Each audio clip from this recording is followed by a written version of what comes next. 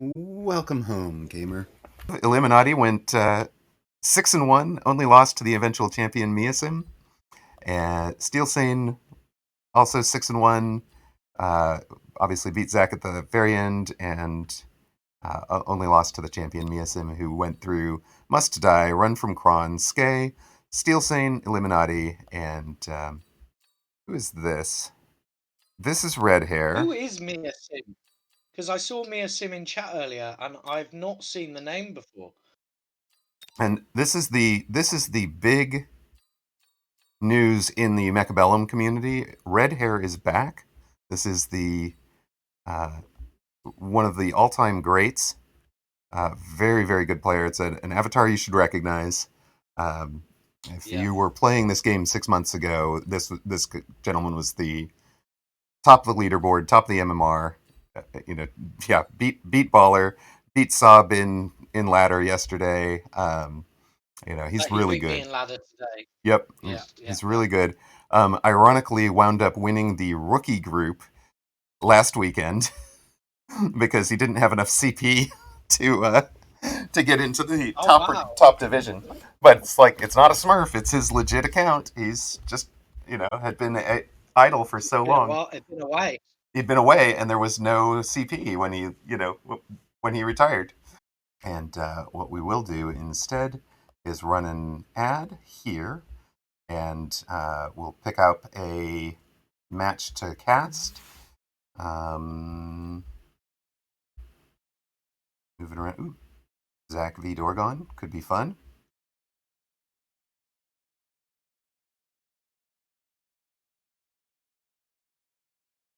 Sparty v. Saab.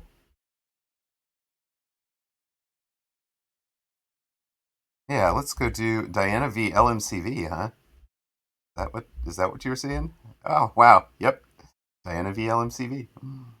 That could be fun. But I think I want to do Zach v. Dorgon. Let's go. Yeah.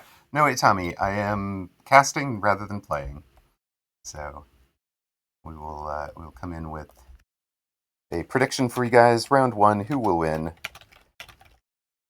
We've got Zach and opponent. Opponent is Dorgon.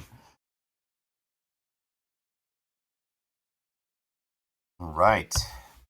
Zach will be near side, as is only appropriate, playing blue, choosing from Aerial Specialist, Giant Specialist, Marksman Specialist, and Quick Supply.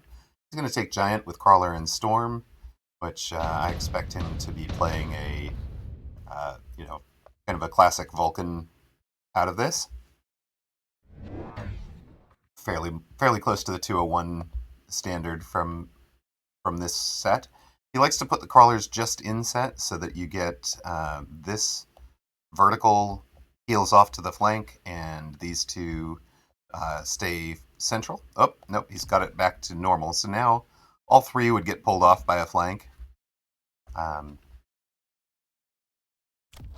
we're going with Fangs in a screen position on the right and on the left, and Stormcallers preventing Stormcaller cheese, as well as preventing being well targeted against a rush. And just far enough apart that they shouldn't both target the same crawler, I think.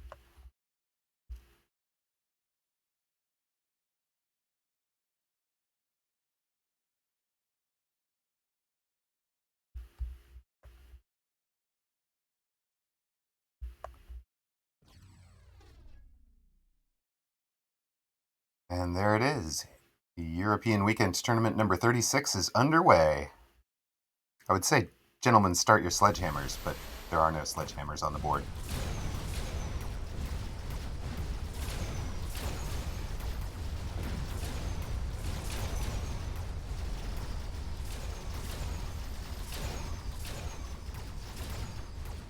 And good luck and have fun to all of you out there who have this open in a second window while you're playing your games. I hope you guys all do well.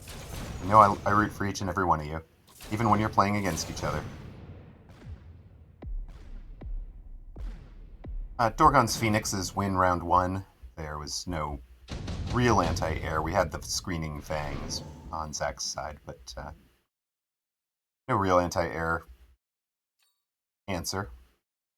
So round 1 was always going to go. You got ER sledge round on, you got ER sledge on round 2. Nice. Good, good, good. Go, sledge wall, go.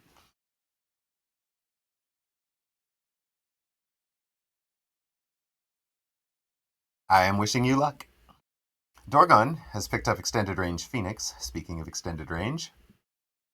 And Zach, just building out his board, a pair of fangs. This was something we picked up from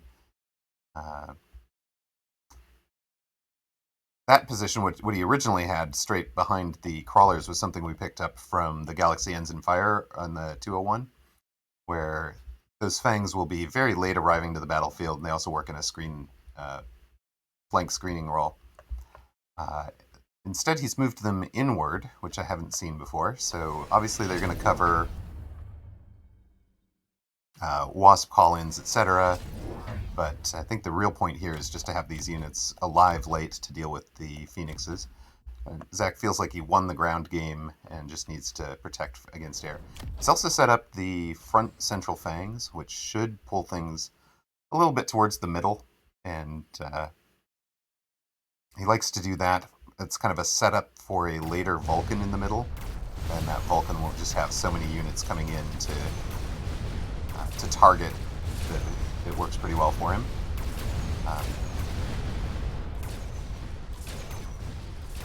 It's interesting because that was one of the very first strategies that I thought of as a noob to the game. Is that, okay, if I put one unit in the middle and pull everybody in towards it, it's like the first exploration into controlling your opponent's movement. And controlling your opponent's movement is really one of the keys to the game, right? It's you don't just want to be thinking about where your units are. You want to be thinking about what your units are causing your opponent's units to do. That's one of the jumps in MMR, right? It's like, okay, I'm not just positioning my units to try and impose my will. I'm trying to position my units to entice, to pull somebody into a kill zone, to delay, whatever it is. Each unit should have a purpose, and not all of those units' purposes is defeating somebody. Zach, I was rather expecting a Vulcan here. Why the fort? We don't have carry fort techs.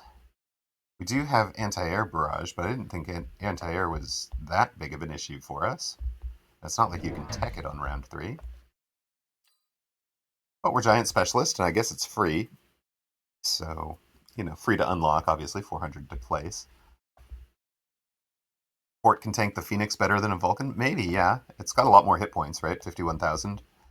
And he's got the fangs alongside.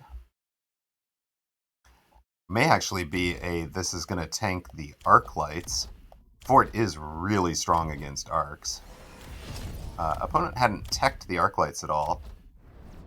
And is still in a developing board, right? Like, this isn't...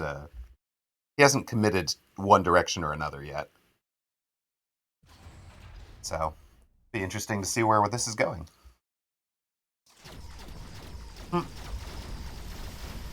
Zach is also controlling his own units by controlling where his opponent's units are going.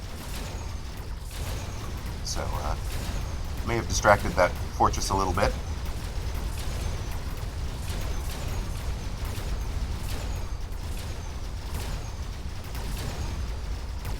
Yeah, you can see how effective a Vulcan would have been into that fire zone. But, and again, our forts have gotten out in front of the fangs. They have longer range. The fangs have gotten out in front of the fort. The fangs have shorter range. So,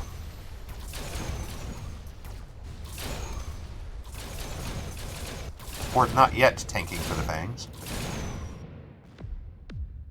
It can once Zach adds extended range to the fangs, though. It changes that breakpoint a bit. A tech specialist, very good card economically.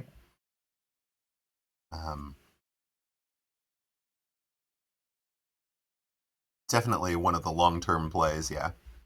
There's the Vulcan we've been expecting from round 2. Dorgon pulling in. Yes, the birds are doing some work, Miss Lillian. You are not wrong. Rhino specialist out there. But he's selling the rhino. Okay. I mean, maybe that's part of the thinking with the fort, right? Is slow down the rhino enough to make it not feel worthwhile. We also have intensive training available. Haven't used it.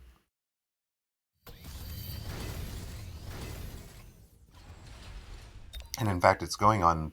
Is that the backside fangs? All right.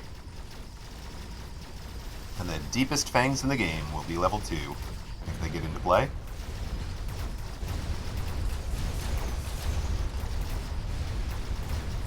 Vulcan cleaning up all the crawlers in the middle. Now we're winning the chaff war. We've got a whole bunch of fangs still alive. And the fangs have range. They're doing so much better at sitting behind. Both the Vulcan and the fortress. And that gets them in on the Phoenix.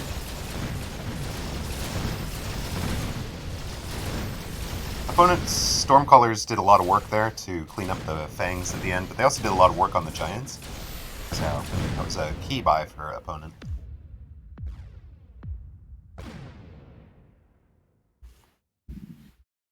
And thus far, it's looking like Baller was right. Don't curse Zach. But it's not about winning rounds 1 through 4, it's about winning the last round, to quote Rat. And I do feel like Zach's building a better board long term. Just a matter of when it turns on.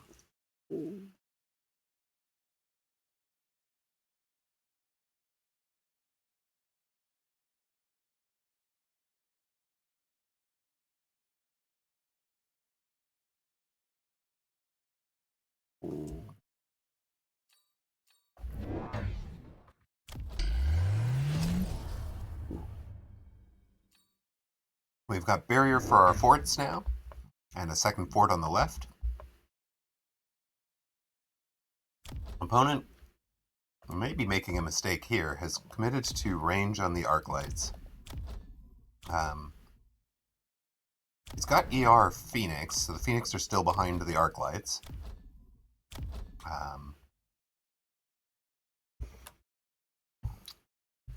I just feel like teching into and leveling up the arc lights is kind of committing to an arc light carry direction that personally I am loath to go. We'll see if Dorgon can make it work in tournament play.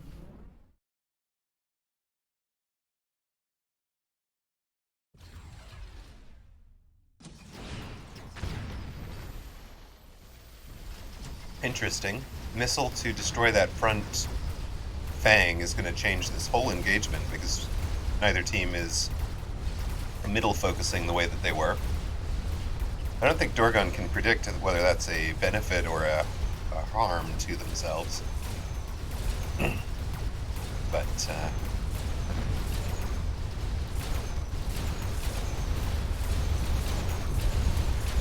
looks like it's going to work out really well for them.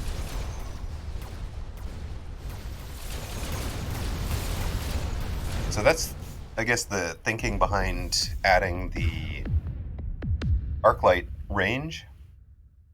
That left Dorgon with chaff clear kind of across the board. And Dorgon really committing to, let me finish this game out quickly. I've got Salt Monkey on the ropes. If I can finish him early, it's going to be better than allowing this game to go longer. And Zach adds a pair of forts, gives the forts anti-air barrage.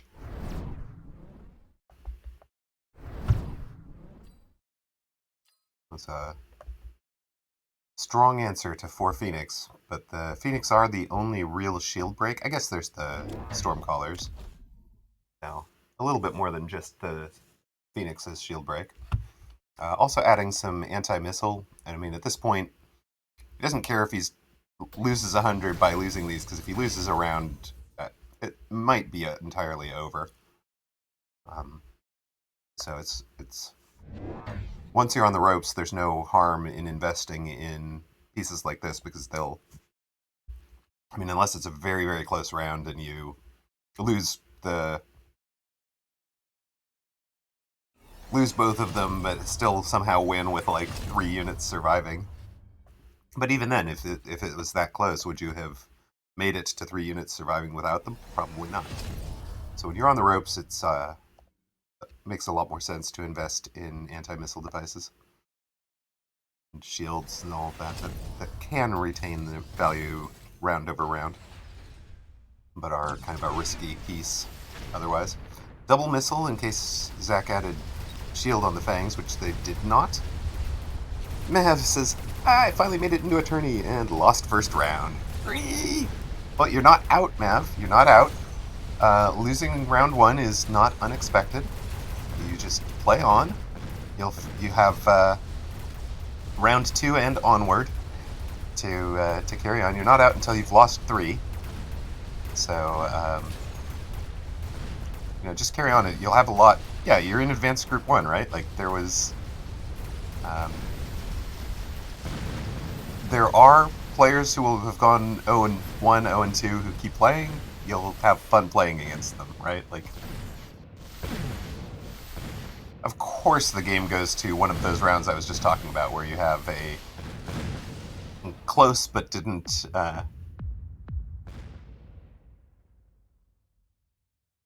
Close match, or close round, but didn't finish the game off, and Zach loses the 2 anti-missiles. But again, would he have had that close round without the anti-missile devices? It's questionable, right? He's picked up enhancement module. Opponent also picks up enhancement module. It's such a good economic choice. Opponent is now more heavily into the Stormcallers, and Zach's response is War Factory with Missile Interceptor. That can be really effective, of course. Opponent has. This is not a response to the War Factory. Obviously, opponent doesn't know the War Factory is there.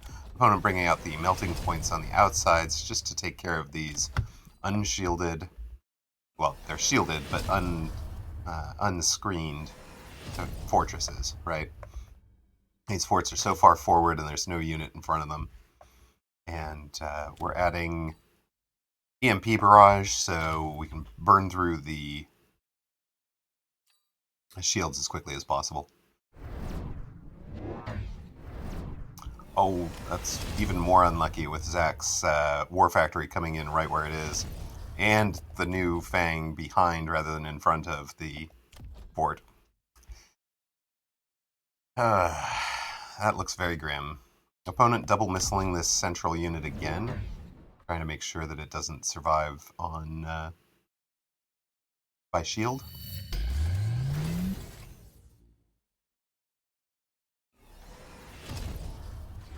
And Zach's fort over here is up to level 3.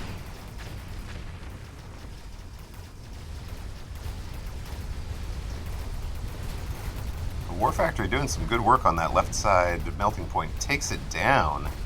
So the melting point took long enough focused on the fortress for the War Factory to get its job done there. War Factory, not a weak fighter, right? It's got 137 meter range and 6,800 damage per shot. Shoots 2 shots directly forward, and then 2 have an arc of fire off to the left and off to the right. So you can get 3 guns firing if you're lucky. And looks like we're going to get in on tower with enough time for the Stormcallers to take out the other melting point. And Zach's War Factory has turned it around. Round 7 War Factory with with Missile Interceptor. Just what the doctor ordered there. It has enough experience that he could level it. Killing off the melting point was a big experience boost for it. Exactly, Sparty. Let's go, Salt Monkey. You got this.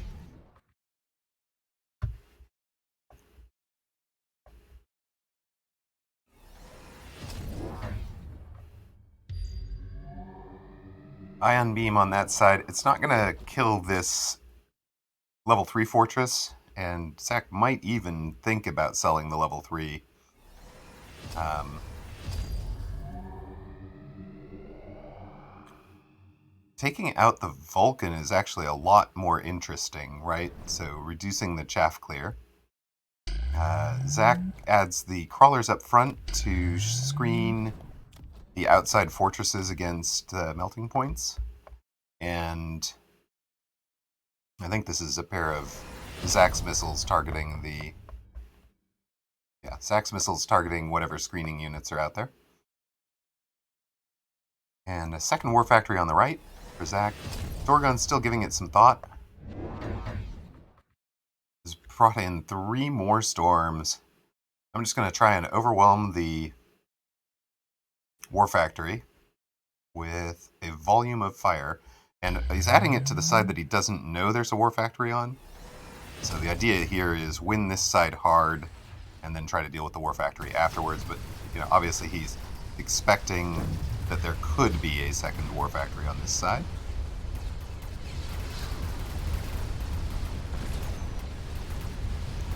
Vulcan barely dodged most of the ion beam. The level 3 can just tank it.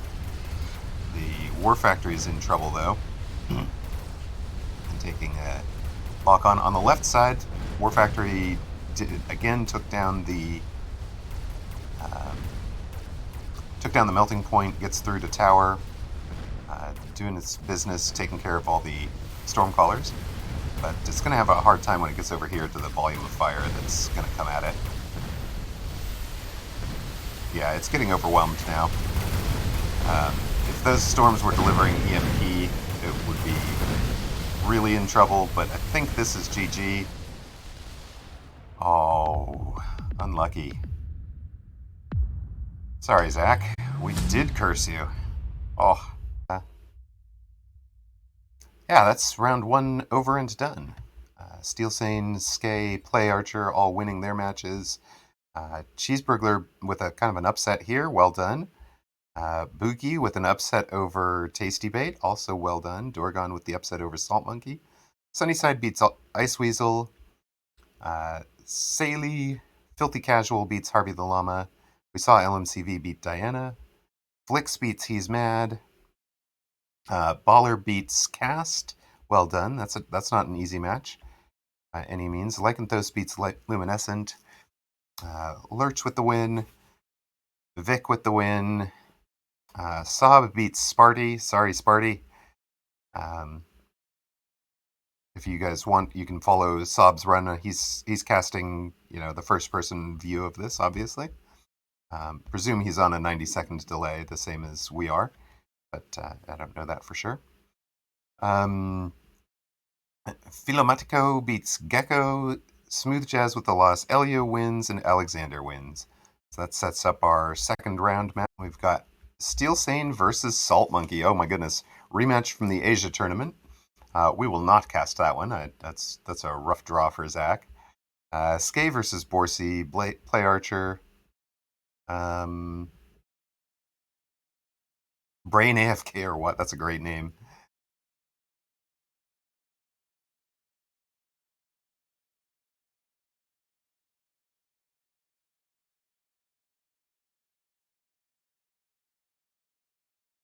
Well, let's take a look at, I think, Sunnyside versus CMEPTb.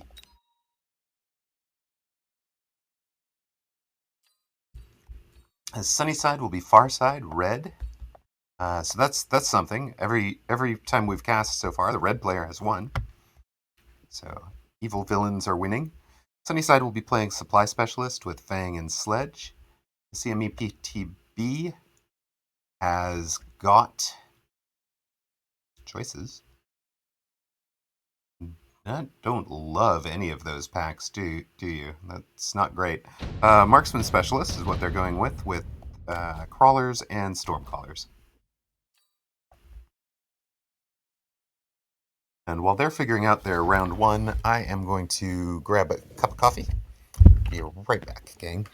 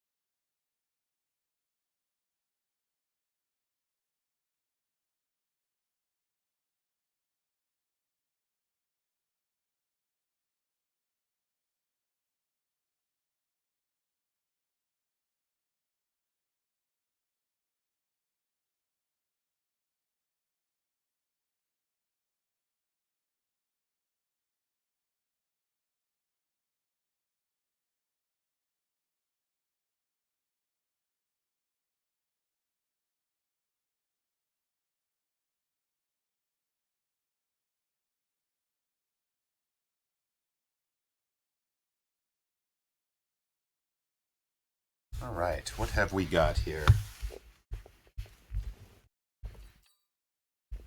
Sunnyside has a fairly standard sledge line with horizontal fangs in front, horizontal sledges, crawlers inset from the tower, like we were talking about in Zach's match, where they're a little bit less vulnerable to being pulled aside by a flank. I like the way that they shotgun through the steel, through the sledgehammers. I think that's really nice. I do expect opponent to win round one with Stormcallers as chaff clear and marksman, but it looks like the crawlers almost got through here. The marksman having to aim south, and it looks like Sunny's actually going to get this round, and that's pretty big when you're up against marksman specialists, because you get all the experience from killing the level 3 marksman. So that should be a pack of sledgehammers that can just about level up. Yeah, it can level up on Sunny's right, our left. In fact, both packs of sledgehammers can level up. So that's a really solid round for a sledge player. You're thinking about carry sledge is a great start. Sunny's taking shield airdrop. Shield can be really valuable as a stopping a sledge player from getting out of control too. So I kind of expect opponents to take it. We'll see what they do.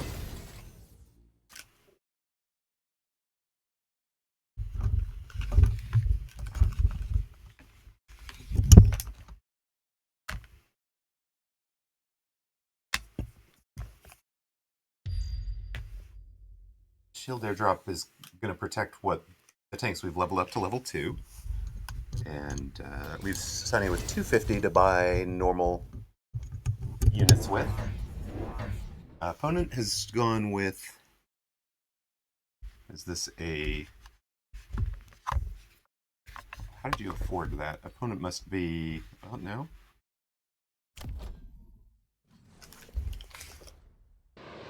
I guess opponent just saved 100. Sunny's putting in the flank arclight back here on opponent's left. So that calls these crawlers over and then destroys them. So they're missing from the rest of the battlefield is the real point. It's not like the arclight is going to go take tower at a critical juncture. Their arclight does so slowly at getting through a tower.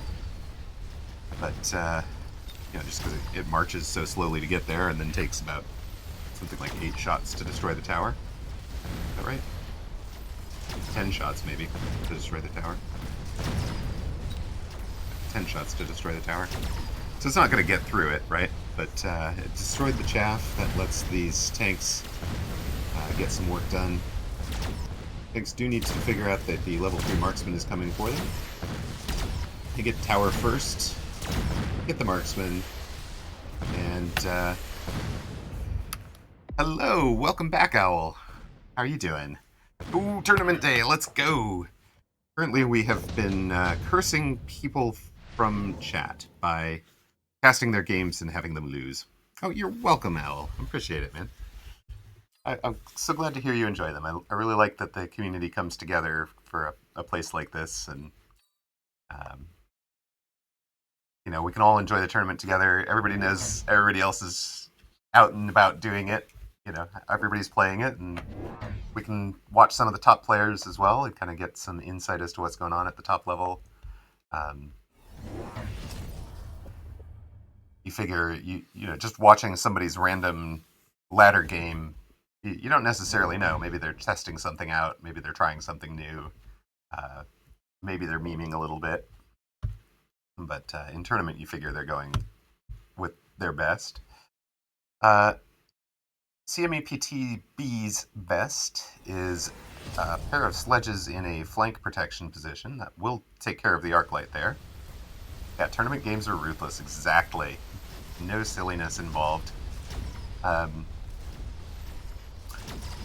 So that arclight, I feel like, has resulted in about 500 cost worth of Blue's units arriving to the battle late. On the other hand, they're arriving in pretty good positions in full health with artillery support. So, you know, late arriving reserves, maybe? It looks like that is going to win it for him. Oh, and Sunny's shield is going to go down. That hurts. Still, that's the $50 call-in shield. That's not a huge... I mean, it's minus 100, right, for this round. But it's not as bad as losing a 100 cost shield that you bought yourself, because you're always going to get that call-in again later. And that call-in is stronger than a normal shield. So from here on in, Sunny's got a free shield every third round or whatever, which is solid. I like that. I like it a lot. That is one of my favorite call-ins. Shield. It's every other round, my bad. It's a cooldown 2 rounds.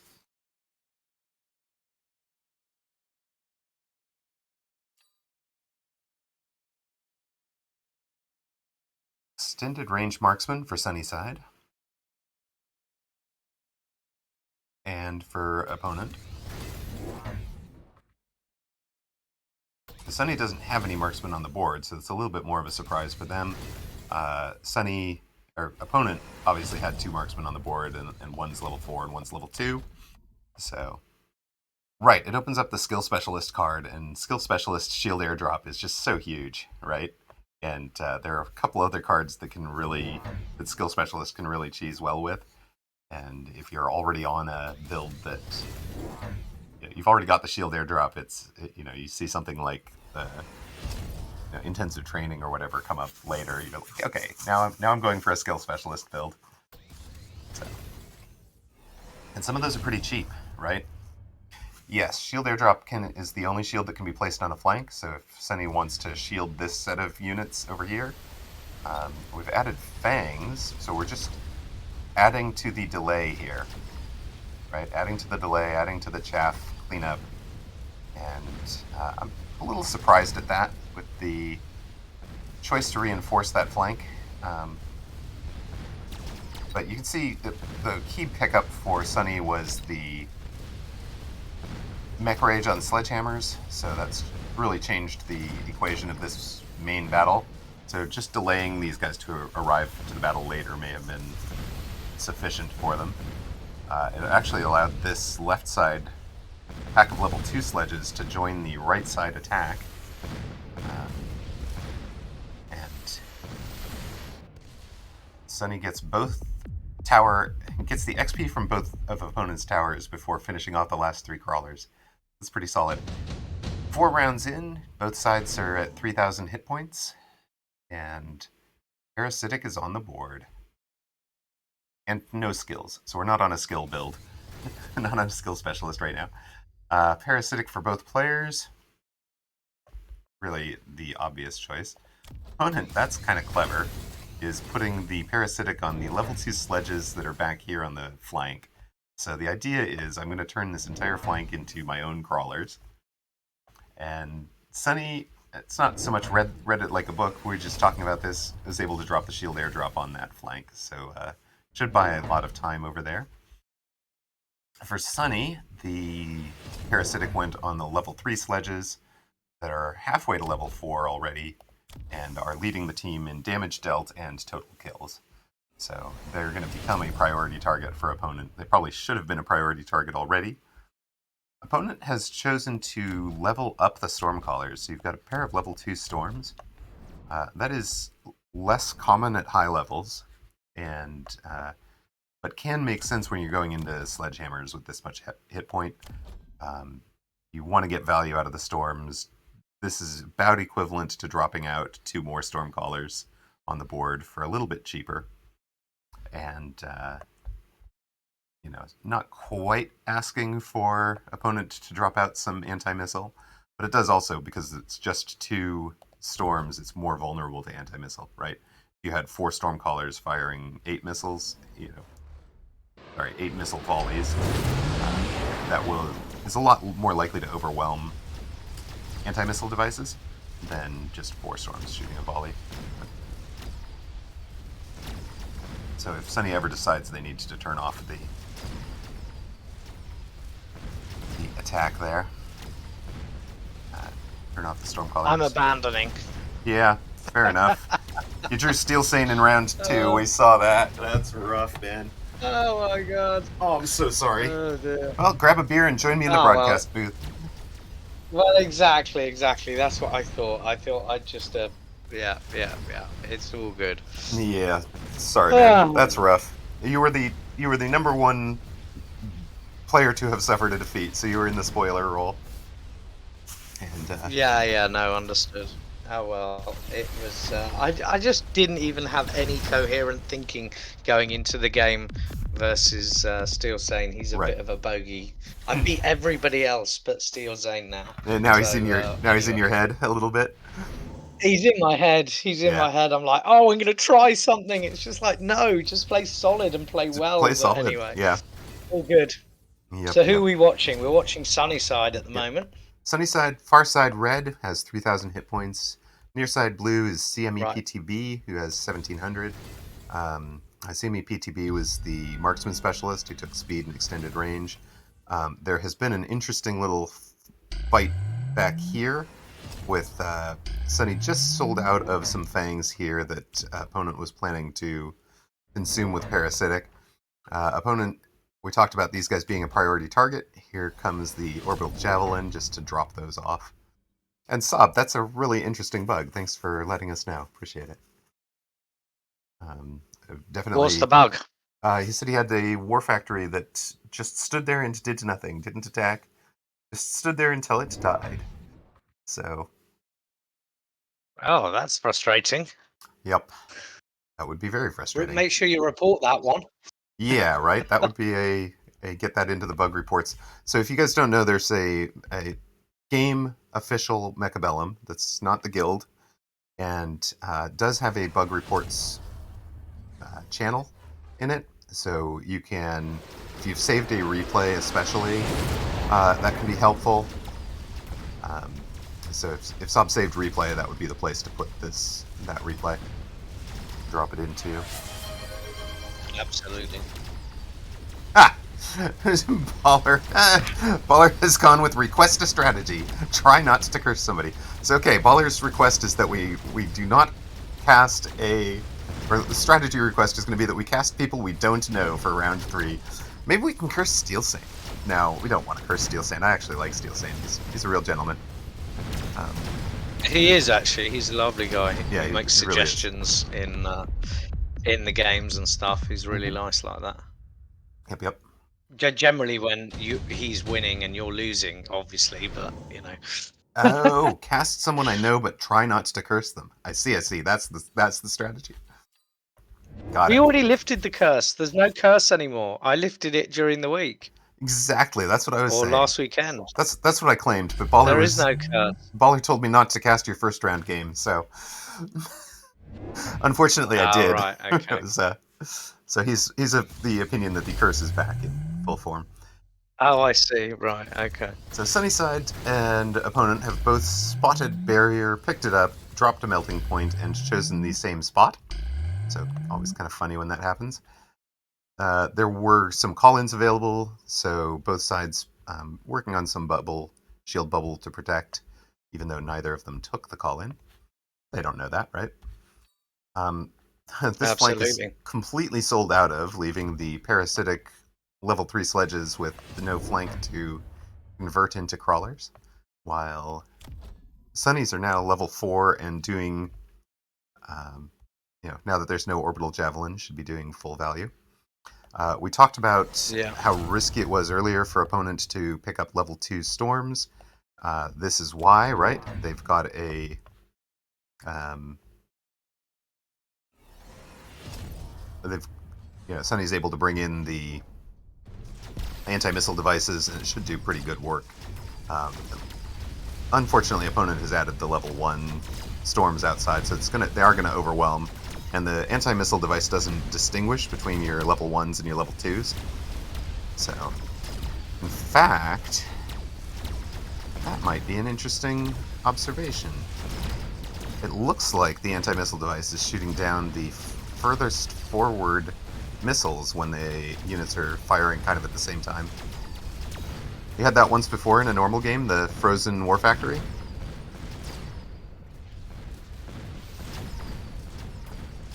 These parasitic sledges are just doing so much work for Sunnyside there. Well done.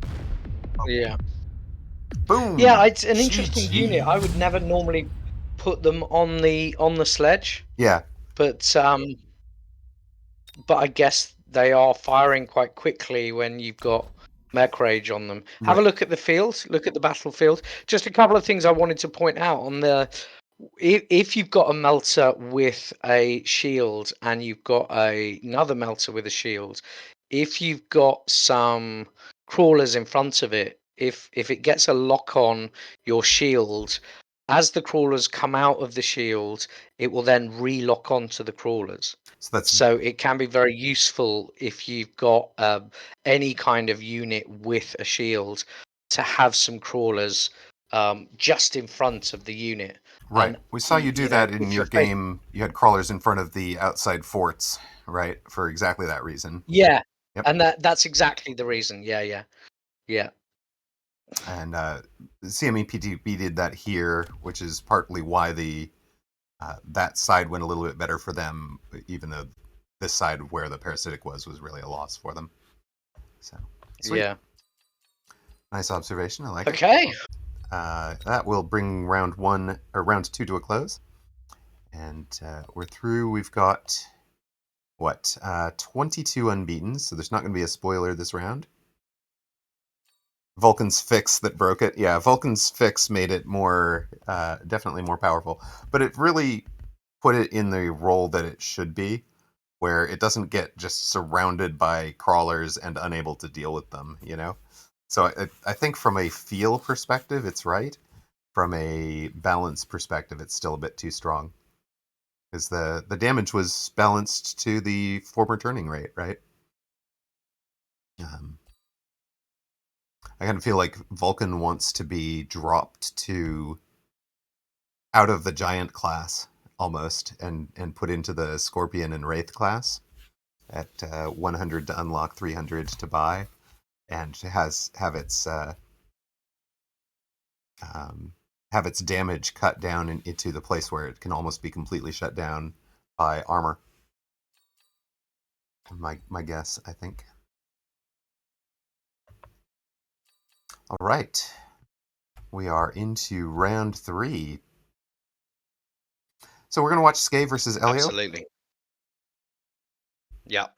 That's going to be a really good match. It should be. Elyo played well this morning. Yeah, I saw did well. Yeah. Very, very, very solid play from a couple of very difficult positions. Right. Brought it back somehow, Excellent. and it was some impressive play, which is why I wanted to see him play. Excellent. So this is round 3 of the European Weekend Tournament number 36. I'll have Scey near side. Scey, a very famous longtime player, really one of the top players for a long time here. We'll be playing blue cost control with crawlers and steel balls.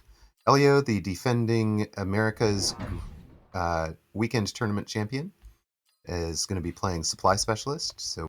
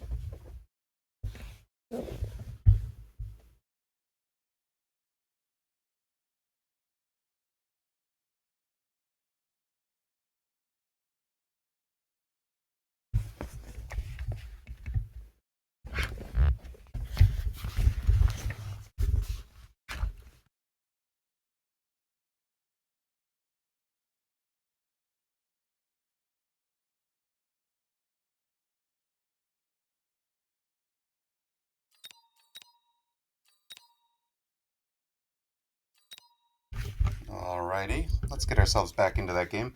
Apologies for the temporary hiccup there. My game completely froze, so that required a full PC reboot. So apologies in advance to folks who were hoping for an uninterrupted viewings, and we lost round one of the third round game there. So looks like Elyo won the first round in terms of damage dealt, and Scey has very front deployed Stormcallers. That's interesting. So connect. Thank you. Hello. Sorry about that, Zach.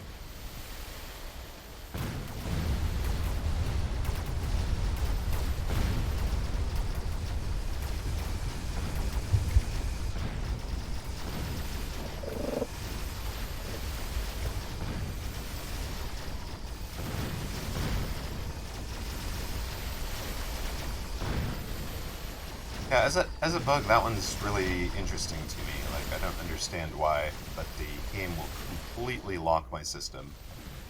No mouse input, stream stops, Discord stops. No clue what's going on there.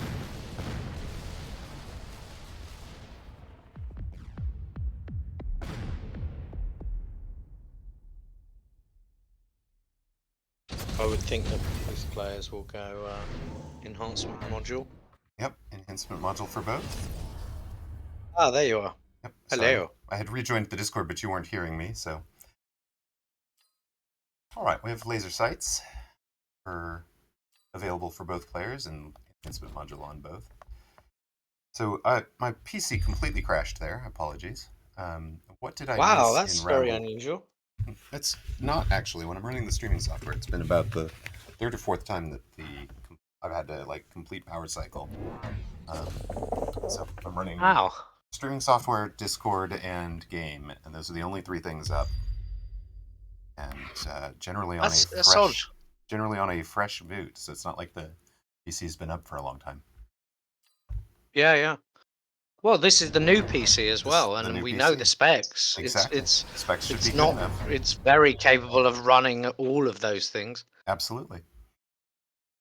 So, I kind of have to put that one on either Twitch or the game or the interaction between the two of them. Is my expectation. Are you running the beta studio? You got the old one. Yes, I am. The beta Twitch studio. Well, okay, I'm running the old one, and that seems very stable. Oh, the old one's more stable. Okay, yep, fair. I had been considering just picking up OBS as wanting to teach myself that. Right.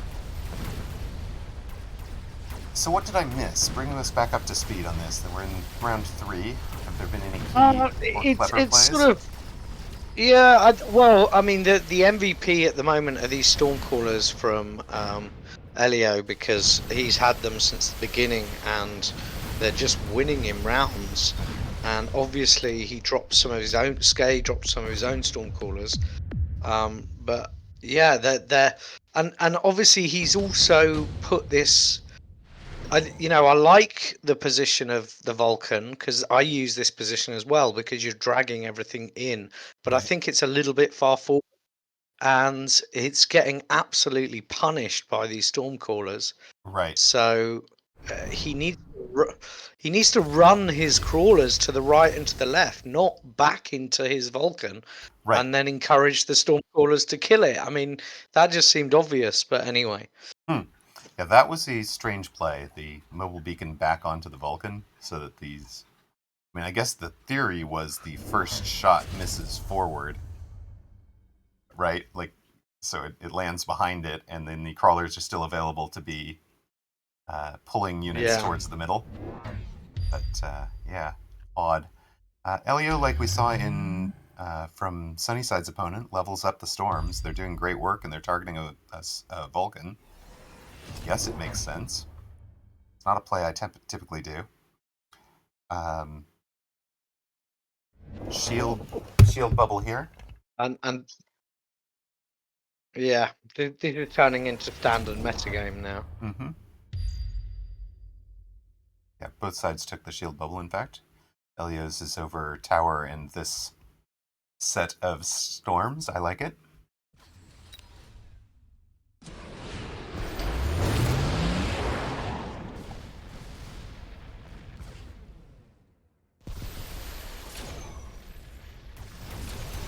We talked, I think you want... He does now have... Yeah. Go ahead.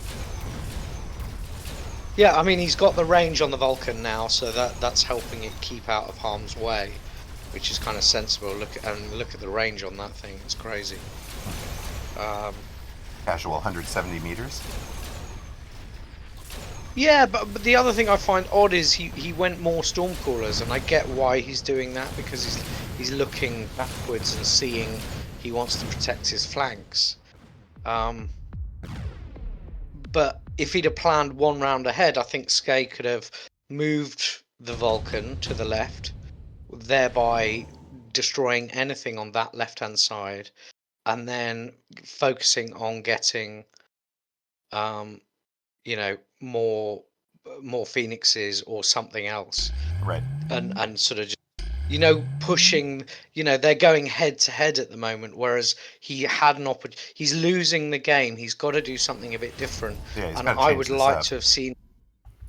Yeah, I'd like to have seen him focus on one side. If he just focuses on the left or the right now, he Right. can push that side. He's got this insane range Vulcan, and he could maybe push that tower. But as it is, suddenly he's under a lot of pressure, and I'm not sure.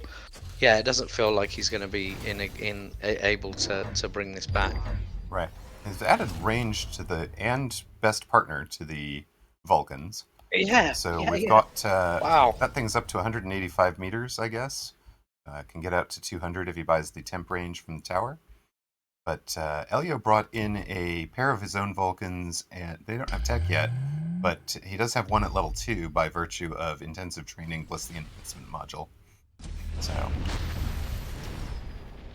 we'll see if the techs on Vulcans is enough to make the difference here.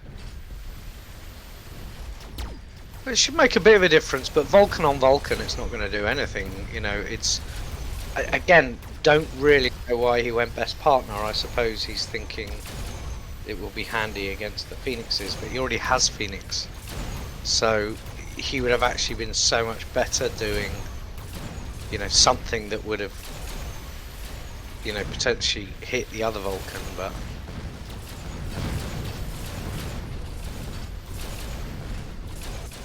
this is what I'm saying about that left-hand side. He did get through on the tower in the end. Yeah, he did. Imagine if the round before he'd have not bought the Stormcallers, he'd have switched where his Vulcan was. Right, he could have sold and that pushed Vulcan. that left-hand side.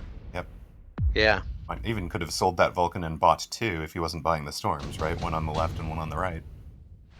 Absolutely, and you just saw that Vulcan with the incredible range, Mm-hmm. which is his winning unit at the moment, Right. is just got completely shut down By this long-range Phoenix that's straight opposite it and targets it. Because Yeah, there's it did no nothing. shaft there. Did Absolutely nothing there. Yeah. So he's now sold out of the Stormcallers, so he has switched to a you know, he switched to the sides. Right. But Sold out of the he's center. still leaving that central, and he's finally making his crawlers go off to the side a little bit, but yeah, it seems a little bit too late now. Mm-hmm. And I think that's actually just going to expose the Vulcan. This mobile beacon, I think, is going to expose the Vulcan to the Phoenix even earlier. Yeah. Yeah.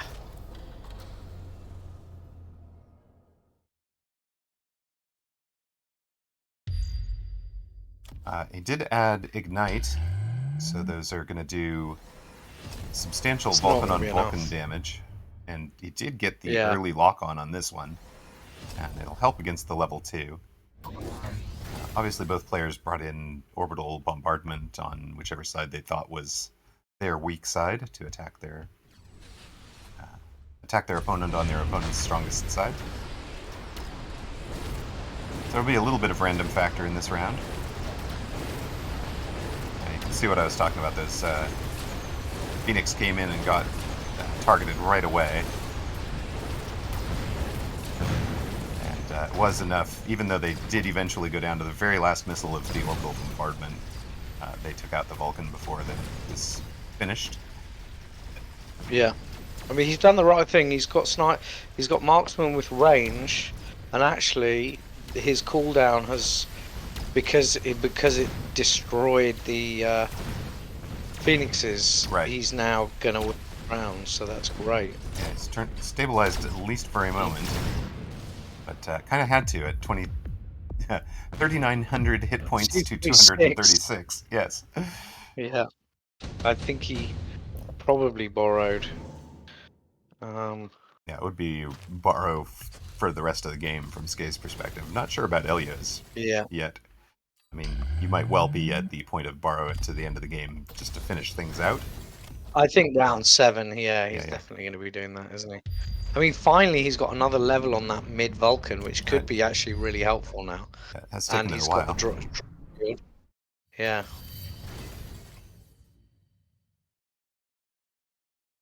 One other thing I'm interested in this middle crawler pack even, is you really could do this to waste a single pack to waste 2 volleys of Stormcaller just by pulling half the pack instead of all of the pack. Exactly. It's not been glorious, I don't think, this. And interestingly, he got the mobile beacon on the first round. Really? Okay. Yeah, which seems like an incredible waste of money to do it that early. Just stick them in front and leave them and get it the next round. Right. No, why get it on round 1? Why waste a deployment is the real question, right? Like, why you could have deployed another unit, and then you pick them up on round 2, you have 400 to spend, you spend 100 to unlock the mobile beacon, buy 2 chaff, and you're golden, right? Yeah, he's always been behind. Always been behind now because of that. Yep. And I think Elyo's doing sort of the right thing. He's now getting more Stormcrawlers, but those have been matched on the right hand side, which is kind of interesting. But he doesn't want to go more Phoenix because he's kind of concerned now about the marks. So, maybe that marksman shout on the Vulcans wasn't too bad, because he has got lots of marksmen on the field now, and he's got more than the Phoenix. Right. So Diana says, well, she's always been behind. But Zach's not looking at the profile picture. Right. It's a nice profile picture. And congrats to Foot Injury, who is now 3-0. Well played. Foot Injury, legend. Yeah. He was brick wall in this morning's tournament. I saw that. And had a picture of a brick wall. Yep. Now he's Foot Injury. We won this by 2 Phoenixes. So took Scey from 236 down to 36. Sign me up, Scey. What a lucky card that is. That's a lucky pickup for sure. Yeah, well done, Jer player.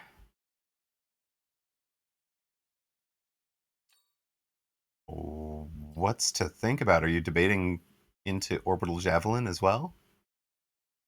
I think he must be. I think that's the only other alternative. Yeah, when you're this far behind, right? Like, there are some good places for an Orbital Javelin.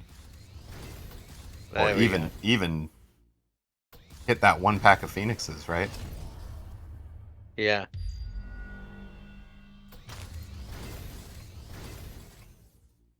He's doing a fairly good job of hanging in there.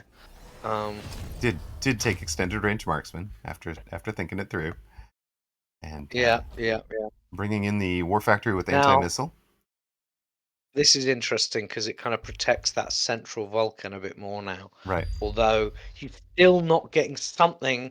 The Phoenix, the level 3 Phoenix with the laser sight is still there. Yeah, that is dominating right now. Top damage dealer. Just maybe he's going to get some fangs there. There you go. Good. So those fangs might draw a bit of that fire.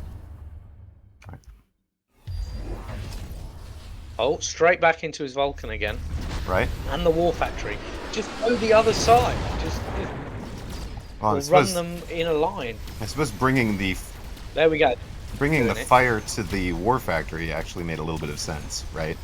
You want the missiles Yeah, I headed suppose where so, the 'cause anti-missile he knows he hasn't got the... Yeah. True, target it. actually. So it's actually, to me, that is the first time that mobile beacon has made any sense. Well. Do have to remember it is way late at night for them, right? Might not be Yeah, of course. Might not be getting people at their best play. Range on the marksman, yes, and the extended range card as well. Good question, Ms. Diana. It's yeah. What's the range on those now? They're absolutely enormous. 210 right now. I'd almost be tempted to get the charged ammo, sell the Vulcan, get a level 2, give it the charged ammo, and then put one of the range on the marksman with the air upgrade, and then his Elyo's Phoenixes will not be taking part in the battle at that point. Right. Oh, yes, because we have He's going to stick with it. Yeah, because we have rebooted the entire system. We don't have hide the chat window on anymore. Sorry for the spoilers, folks. I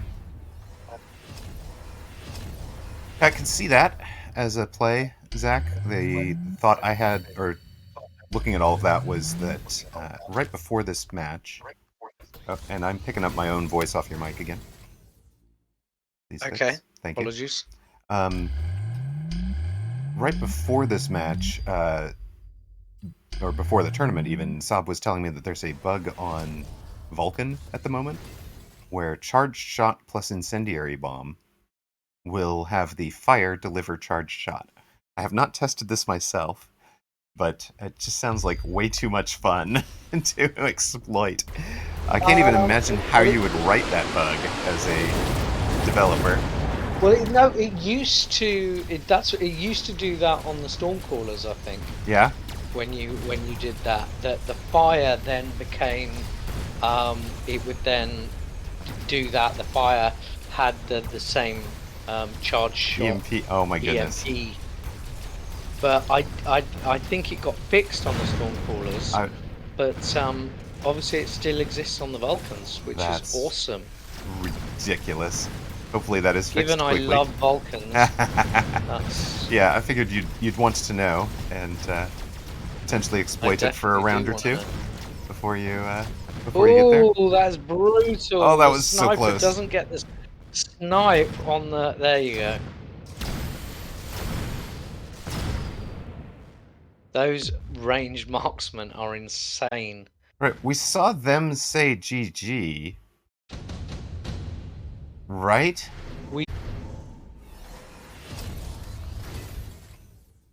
So we're back in. Yeah, it was probably premature. Okay, we are back in. We've got what's the call in here? Obviously, shield airdrop for Scey protecting War Factory, and on this side protecting the firestorms and level 3 melting point. God, imagine how devastating skill specialist. One good round. Yeah. I was going to say, can you imagine how devastating skill specialist would have been at any point for Elyo? Oh, yeah. Oh, my God. Talk about setting yourself up to get lucky, right?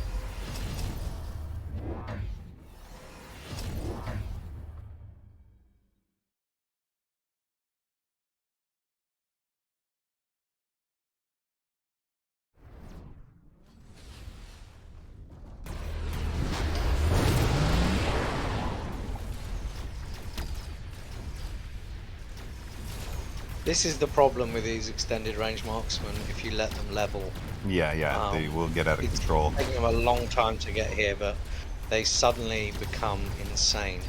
Yeah, And he hasn't even switched on the elite marksman yet. Carry marksman is a terrifying build for a reason. But so this has turned into the very old meta, right? The Vulcan marksman from Scey. That was the meta about 6 months ago when Red Hair was playing frequently. So I wonder if this is if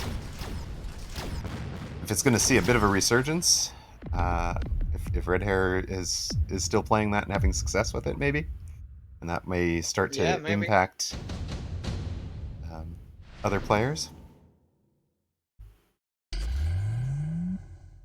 I mean, I'm stunned Scey has got down to 36 but it does feel he's turned the battle now. It does. Again, just Elyo just needs one,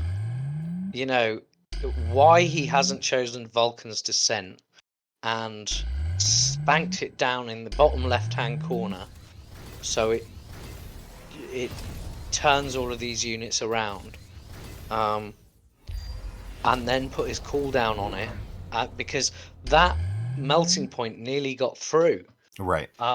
So that could be the 36 he needs just to break this side. Right. And just get to that tower first, but he hasn't done it.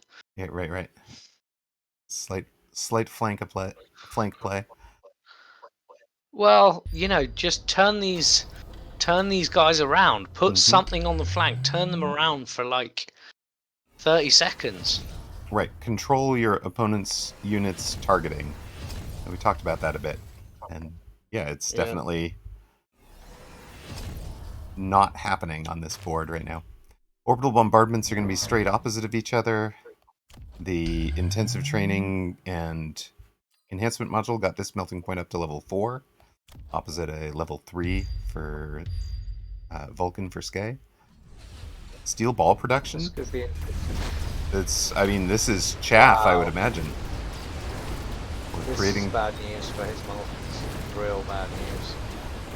Look, they just lock onto a steel ball, do a bit of damage to a steel ball. Can he get onto it? No. Just cannot get near that. There it is. It's got a lock on now, but it's too late. It's also locked on too. Yep. This one's got the job done. Had a little bit more protection from this Vulcan here. Too late.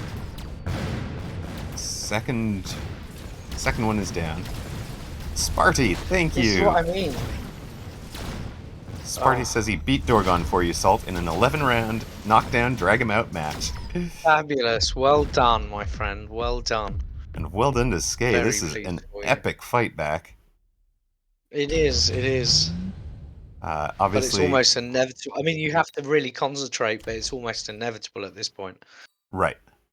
Yeah, the elite marksman on these marksmen and the best partner now bringing out level 2s and level 3s, which are also benefiting from elite marksmen. They've got the just insane range here, 242 meters for the level 4. Even the level 2s that are getting generated have 226 meters. So they just stand where they started and do damage. Elyo, however, has all the call-ins coming back around. So, no, they can't hit multiple high-level marksmen with the orbital javelin, but they can do some real damage, by judicious placement of it. I think maybe here might be the spot. You can get a 4, a 2 in this. And Chair Player says, yes, wasps. So wasps, obviously, for both sides, with shield as the late round chaff added. It's that closeout move. Everybody looks for that closeout move, and that's when you often see wasps now, isn't it? You on the very last round to provide a bit of air chaff. Well, I mean, the ground is being lit on fire by the Stormcallers, so you can't really add other chaff and have it be useful. Elyo needs one more shield. Didn't quite get the placement right. You needed that to be a lot further forward, my friend.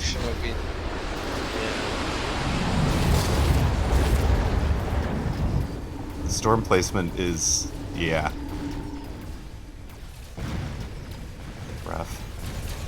he get a lock on? I feel like he's got a lock on. He's got a Does lock on one. that Does one. on a This second could- one. That's big. Got We them can both. stop but that there's production. no surviving anti-wasp unit. Oh no. Oh no. That's horrific. Yeah, that's just going to let the marksman do the work. Scey wins.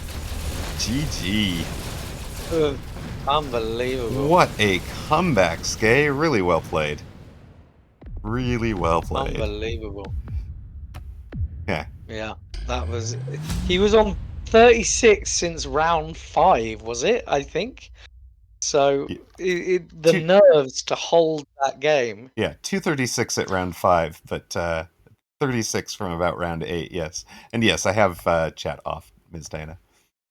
But yeah, Yeah, wow. very The good. nerves, absolutely. Scey, a veteran, like we talked about at the very start of this match. Well, I think we picked right. We did We pick definitely right. picked right there. This was an epic. Unfortunately, I'm not going to be able to just save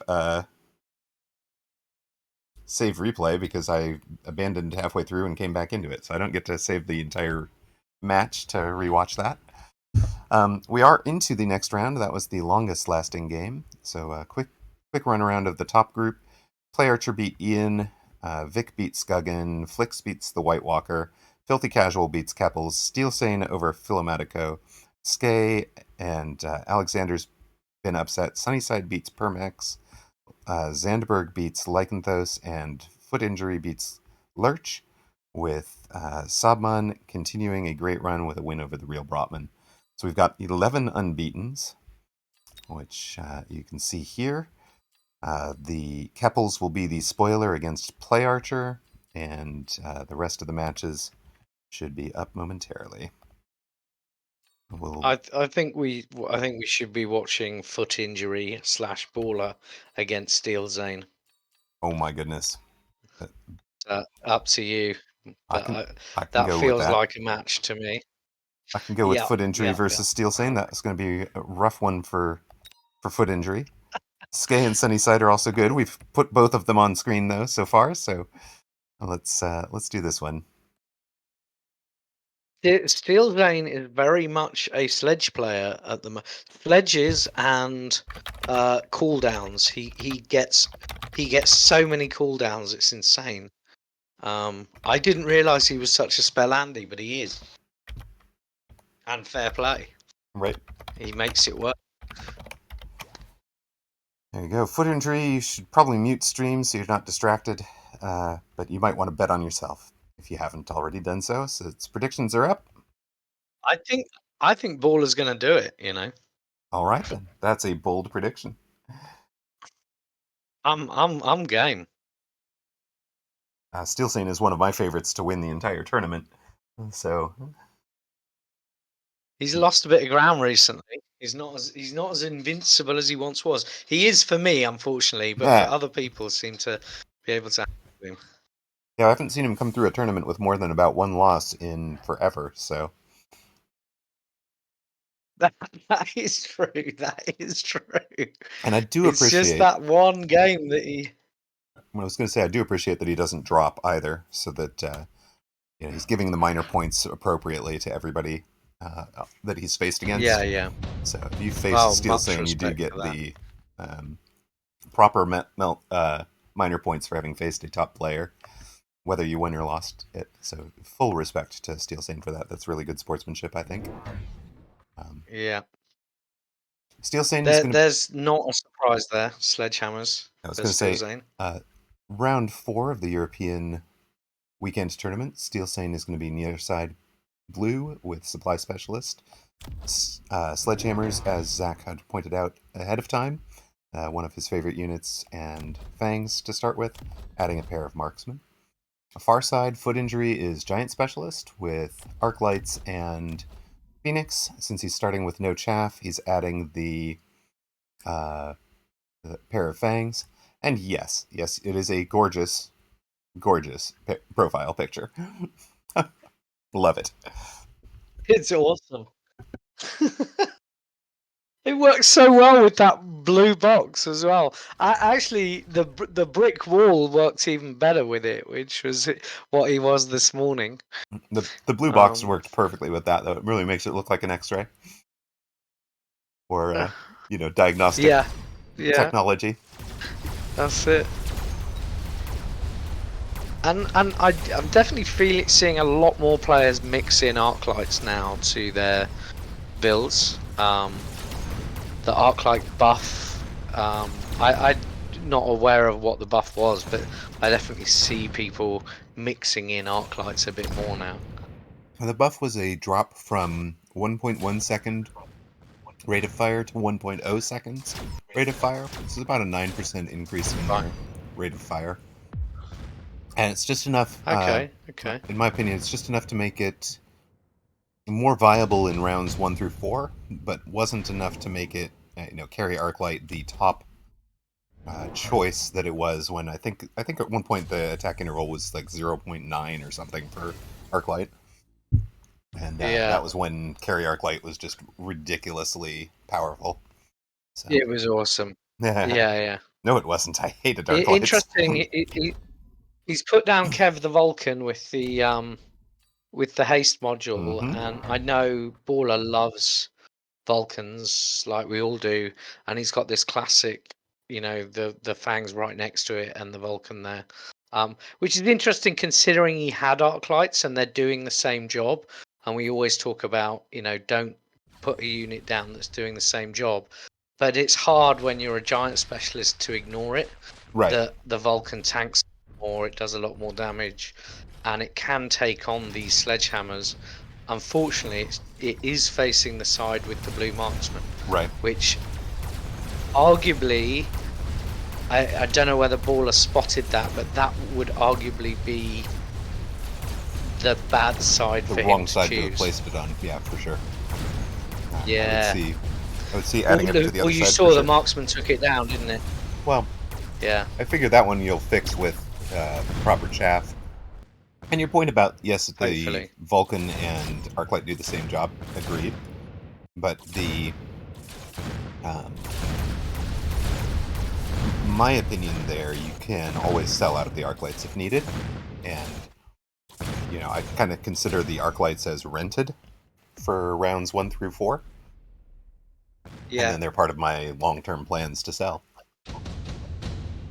Yeah, I agree with you. And I think also when you get them in the right spot, like on the flanks here, maybe I'd have one a square back or a slightly wider. They can deal with any call-in chaff really well. And you don't have to have it facing forward. So it's not the worst thing in the world, but by any means, I completely agree with you. They can be useful later on into the game, for sure. Just place them down, and when you're going giant specialist, make sure you place them in a spot where you go late game, they're going to do something. Right. Late game for this flank protection, I might have wanted that Arclight here instead of here. So. That's right. And yeah, exactly. And they are also useful in a specific role, which is protecting the Vulcan from getting locked onto the wrong thing. Right? So if the Vulcan isn't dealing with the chaff because it's locked onto, for example, the sledgehammers, and there were some late arriving chaff showing up right now, the Arclight would be picking that up and keeping it off of the Vulcan. Really good point. Yeah, there's no problem with it, is there? That's right. And with that chaff in front, he's now doing a great job. Right. He's pushing through to the tower. Yep. It's great. Loving it. So this is really nice play from Baller. That worked out really well for Baller, for sure. For foot injury.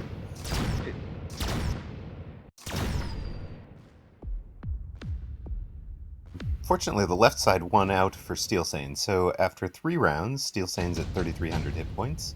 Foot injury down to 3,640. Foot injury. This is another barrier Vulcan, isn't it, on the other side? Yeah, quick pickup of barrier. He had the. Oh. He already had the heavy armor Vulcan on that side. So where is the barrier going? And yes, the tanks have. I wonder what giant he's gonna think. Maybe he's thinking of He's possibly... What's he unlocked? That's not unlocked Okay, he's anything. been unlucky. Yeah, yeah. Unlocked Well, it crawlers is and round added them at 4, the so back. what he unlocks is that? Is this... He could have unlocked another giant that round and has forgotten. I suppose that is the case, right? Both sides would have 2 unlocks for round 1, and then could buy a second one or buy an extra one for rounds 1, 2, 3, and 4. So both Yeah. players have skipped a unlock that they could have taken.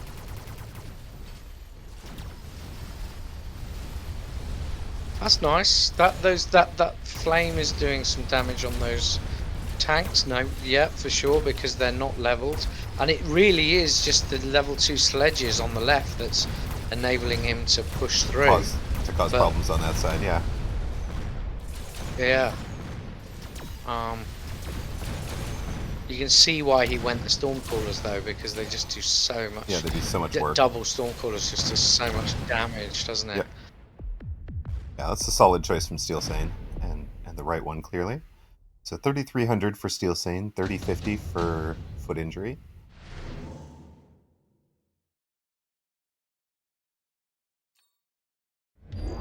Missile Strike on the one side, improved firepower control for the other.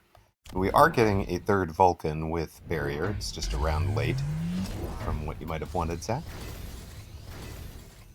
And for Steelsane, it's going to be a Barrier Melter directly opposite the Vulcan. So both protecting these tanks and marksmen from, call-ins, from missiles, whatever, from this, among other things.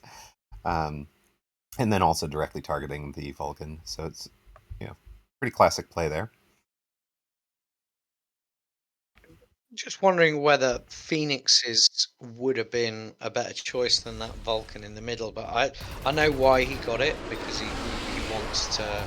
He just wants as much flame now on the other side and destroying all of that chaff and those tanks, so it makes sense. Ms. Diana wanted to know if level 2 Phoenix die to the missile strike. They do not. They have 3,082 hit points, which is just enough that they have survived with the tiny little 82 hit point bar.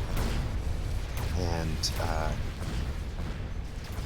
Foot Injury has just enough chaff that the melting point has not quite locked on, but once it does, between them the melting point and the marksman are through on this side.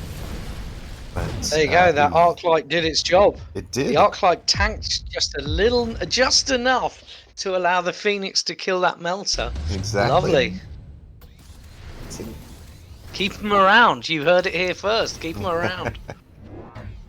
It's a keep them around unless selling them is going to get you something that's going to do more damage. It's going to do a more important role, right? Charged ammo for Foot Injury. Maybe he will test that out with the incendiary bomb, like we were talking about. Oh, I hope he does. I hope he does. That would be great. Ms. Diana says it's an all item all the time kind of match. Yep, you are not wrong. Second melting point left for Steelsane, whose underground threat is back up also. Oh, he's put it on the Mustangs, which is fair enough. Yeah, right. They'll get out in front of. Hopefully, his own fire won't take it out. Be yeah, killing. Like this didn't do that.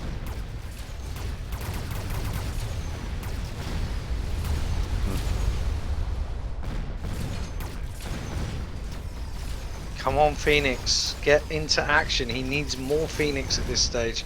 Here we go. This Phoenix doing great now. Yeah, he's still got plenty of chaff in front. So there we go, Vulcan. Yes, Baller. Come on, Baller. Here we go. Let's go. Steelsane down to 415. Turn it around. Yeah, Steelsane down to 415 hit points. Foot Injury at 3,050. Electromagnetic Blast for Foot Injury, and he's going to drop it where it hits shields, it hits the techs for everything. I mean, this is just such a huge hit. That's beautiful card. Gasp! Beautiful Didn't card for take him the at item. this stage. Yes, both sides taking the electromagnetic blast, and obviously, hello, Starbright. How are you? We're casting the Weekend Tournament European number 36. You're in round 4. I actually agree, Ms. Diana. I would want to see this electromagnetic clipping that shield, the way that Baller has it clipping the melting point. I think that would be the placement I would I expect. think yeah, maybe he's trying to hit the Mustangs to slow them down. Yeah, I think he's trying to hit as many of the Mustangs as he can, but because they're targeting these guys, it's That's odd, isn't it? He's left yeah. the left-hand side Are drill completely. are drill puppies having a good time? No, there is fire on the ground. The drill puppies are not having a good time. It's been rough for the drill puppies today. I'm glad he added more Phoenix. That was absolutely the right shout. He needed to, because he got these armor enhancement sledges, which are amazing against Vulcans, unfortunately. This is what And fire, Steelsane did to right? me the other day. Yeah.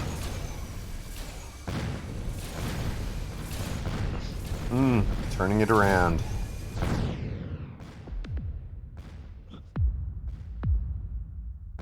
And it's an interesting choice. Oh dear. Skipped for Steelsane and misclicked attack. Uh-oh.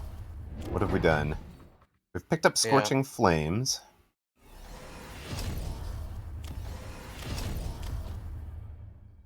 Melting points are getting crawlers now, but yeah, it's the armor on this set of sledges, right?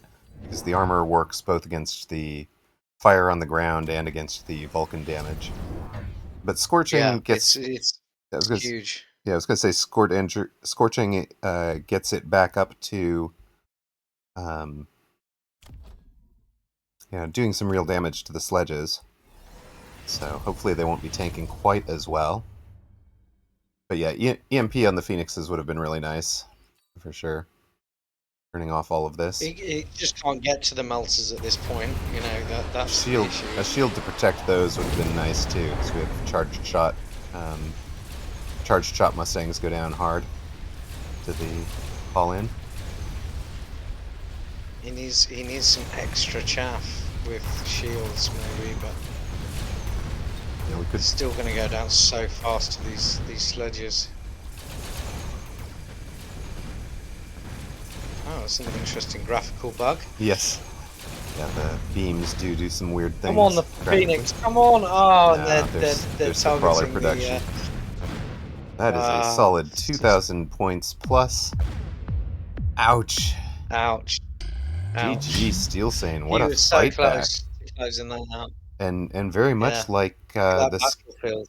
I was going to say very much like the Scey game that we just watched, where Steelsane just has the nerves to,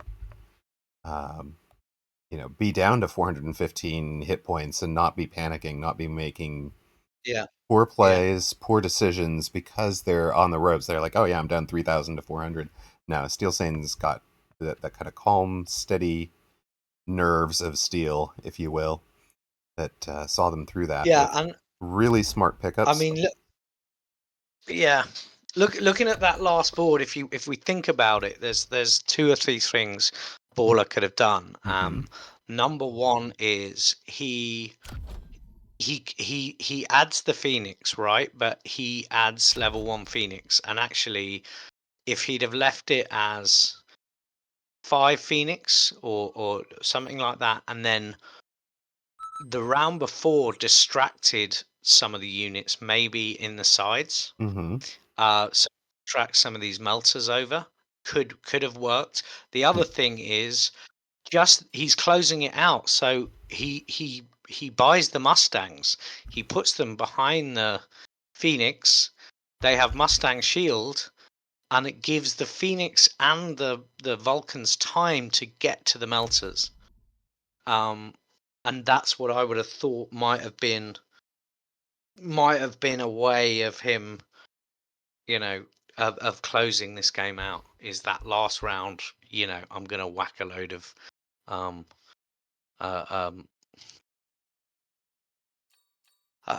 going to whack a load of what's wasps down. Wasps, Sorry, not the Mustangs. shielded Yeah, at the shielded back. wasps Yeah, at the back yeah. or something. Sorry, I didn't Other, mean mustangs. yeah, I thought I was wondering about that. Okay, other thing I was going to say, you called out the adding level 1 Phoenix. This is a spot where DPS matters so much that 2 level 2 Phoenixes might have been a better choice than 3 level 1s. Yeah. For the same value, although 100 to unlock elite recruitment. But yeah, good game. Yeah. You gave it a good run there. Well done. And good job to Steelsane for getting the win. PlayArcher beats Kepals. Vic beats Scey. Well done, Vic. That is quite a coup for the Weekend Tournament America's number 31, number 35, 5th place finisher. Well done. Filthy Casual beats Sandberg. Sunnyside goes down to one of the strong 201 players. Steelsane beat Baller. Sobman beats Flix. So we're into the quarterfinals for the and we are on, what about 6 unbeatens, including Vic versus Steelsane, PlayArcher versus Filthy Casual, and we were asked to do a Sob game, and we're in the I think quarter. this is the one. Yeah. We're in the quarters. This would probably be the one, unless we Yeah. want to see if Vic can ride this winning wave against Steelsane. That was the other choice. I was thinking about Vic. Yeah. Yeah. I wouldn't mind Vic. If Vic is on that kind of run, let's see. Let's see if Vic is on that run. The magical dream.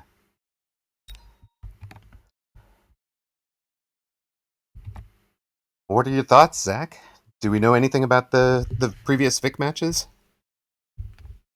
I don't actually. And I have played Vic, and it you know had fairly even contests with him. Okay. I don't know much about his playstyle. You'll undoubtedly see Steelsane put down his sledges again, Right. pick up all of the cooldowns. But it'd be really interesting to see what Vic's playstyle is that he's managed to take on Scey and some others who probably were playing fairly standard. So maybe he has some kind of playstyle that's suited to taking on these, you know, Sledge Vulcan players.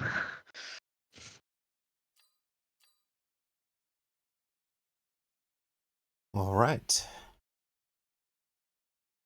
Vic, the French player, will be near side, blue, choosing from Elite Specialist, Quick Supply, Heavy Armor, and Speed.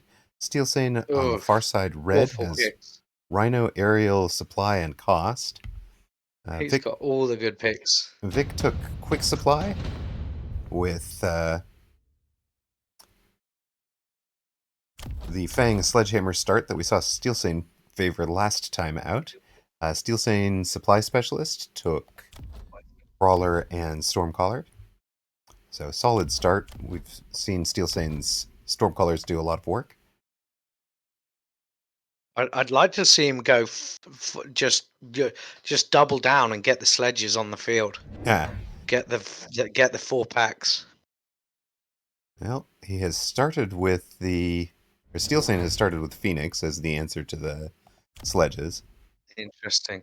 And Vic is going to start with a sledgehammer, with a crawler front and center in the I will distract your storms with a mobile beacon position. Yeah. Odd though that, I mean, normally you have it on one side and then you mobile beacon it across, but I Right. mean, Vertical sledges and screening fangs, while Steelsane has the storms outside of tower, which is actually a pretty solid defense against this, right? Neither of those is even going to target this opening crawler. Well, these guys, one specific storm out of the pack of 4 will target that crawler, it looks like. yeah. And you don't mind them splitting a little bit, do you? Because it Anymore. gives you that.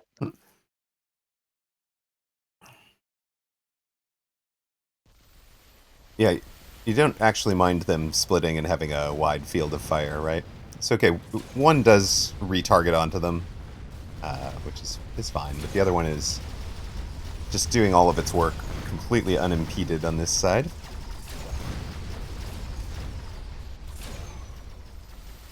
And Storm's backed up by Phoenix, more than enough for Sledges and Fangs. Yeah, it was sensible play getting the Phoenix round one, wasn't it? Did he have to borrow for that? How did No, he get he's that? Was he supply supply specialist, specialist? so he had 50 to Ah, right. unlock, 200 to buy. Very nice. I do like that Vic held on to the 200, so he has it to respond rather than Yeah. overspending it on on the first round.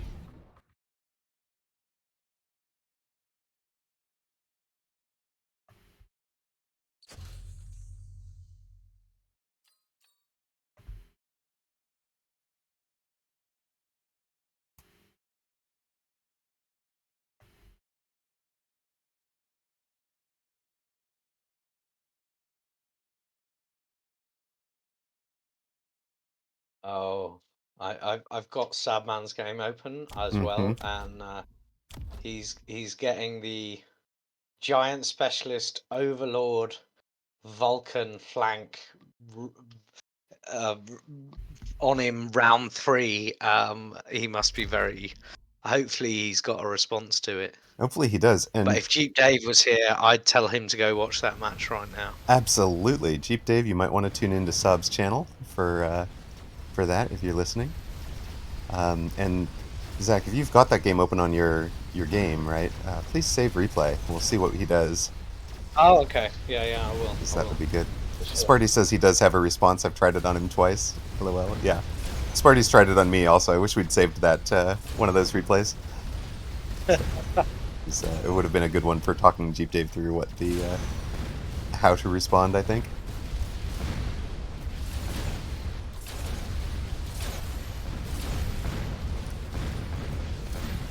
So similar to last round, yes, you did pivot nicely. I'm certainly gonna full credit to that.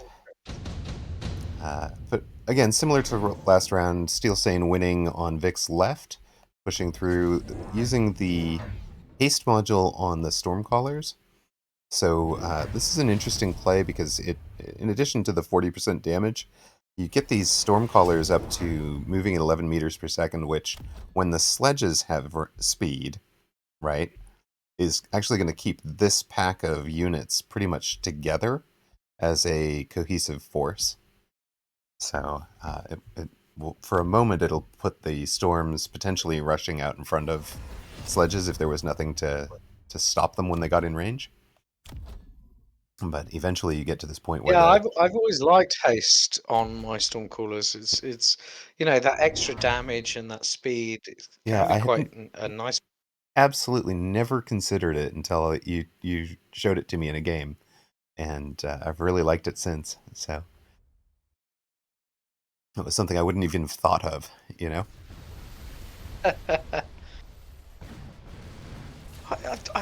Why is he lining up with his sledges in a line like that?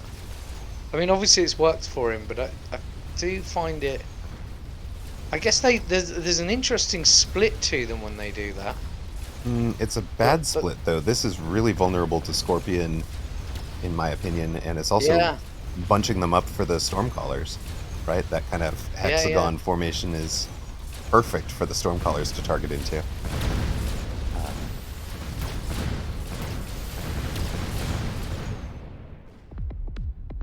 That's the formation I think you want sledges to do if you're relying on them in a clearing a mad crawler rush of some sort. I think that's the formation you want for them.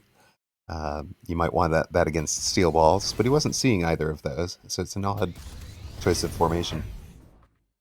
Vic going with the field maintenance, so much like we saw a Moonstruck do, and adding a pair of deep-lying wasps. There's not a ton that handles anti-air. In fact, since Steelsane only just bought these fangs, the board that Vic is looking at, there's only the 4 phoenixes, well, 6 phoenixes.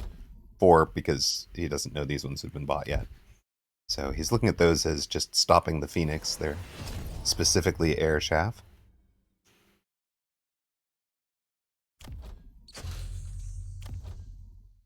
We've leveled up the haste storms, so they're really kind of a carry stormcaller right now. Yeah, sweet. Haste on the Sweet. central sledges with armor, extra hit points on this one. Extra hit points obviously makes sense when you're doing field maintenance. Let's see if I mean these wasps are a bit early. It feels like they might have some. Feels like they're begging for a Mustang response, right? Yeah. Well, they will be, won't they? I mean, he won't. Even if he loses this round, which I don't think he's. I think maybe the Phoenix will. I don't know. They are getting through. Just the Phoenix aren't that slow, you know, and they kill them one at a time so beautifully. There we go. They are getting through on the right-hand side. But it's a one-round thing, isn't it? It's a one-round thing, and it didn't even buy him the round, right? No. So Vic is down to 730 hit points. Steelsane looks in complete control at 3,700. And to me, it feels like Steelsane has the stronger board in addition to the hit point advantage. Like sometimes you'll see somebody falling behind because they're building the overall stronger board. But I don't think that's what's been happening here. Yeah, the sort of sad thing is that, you know, maybe and I get why you save the supply specialist, why you save it for the next round to respond, but he didn't actually respond with it, did he? And it would almost have been better if he'd have just got the 4 sledges on from round 1 and then teched the sledges to actually do something. Right. Yeah, he didn't respond. But He maybe just the dropped. Phoenix just put him off. He just dropped 2 crawlers at the very back on that first, the second round, right? So Yeah. yeah. Was We've added a war factory up the middle with efficient maintenance, so he's playing the long game, right? He's not worried that he's at 700 hit points. He's not panicking, not buying straight into a battle tech for the war factory. You can see how there's no chaff in front of it, so it's going to get locked onto. In this case, it's being locked onto by the phoenixes, and that is letting the sledges get out and do some work. It's letting the marksmen kill the phoenixes, but it also means that's going to be very vulnerable to whatever Steelsane decides is the right answer to a war factory, right? Yeah. It's definitely done its job. He put it down there as a bullet magnet, and it's done its job, hasn't it? Yes, it has.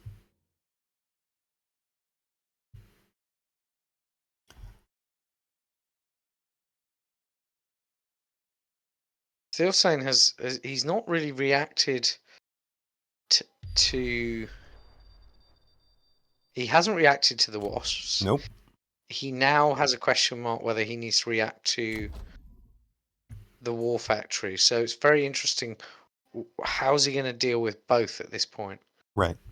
So Steelsane's last round was the board swapped Mech around. Rage. Last round was Mech Rage for the tanks. So he was kind of assuming that would be the tank clear and ran into a war factory. This round it's going to be Scorpion to answer the war factory. And he's been steadily adding fangs. So there's the answer to the wasps, is these 2 fangs in the back with extended range. This one was bought last round. This one is bought this round.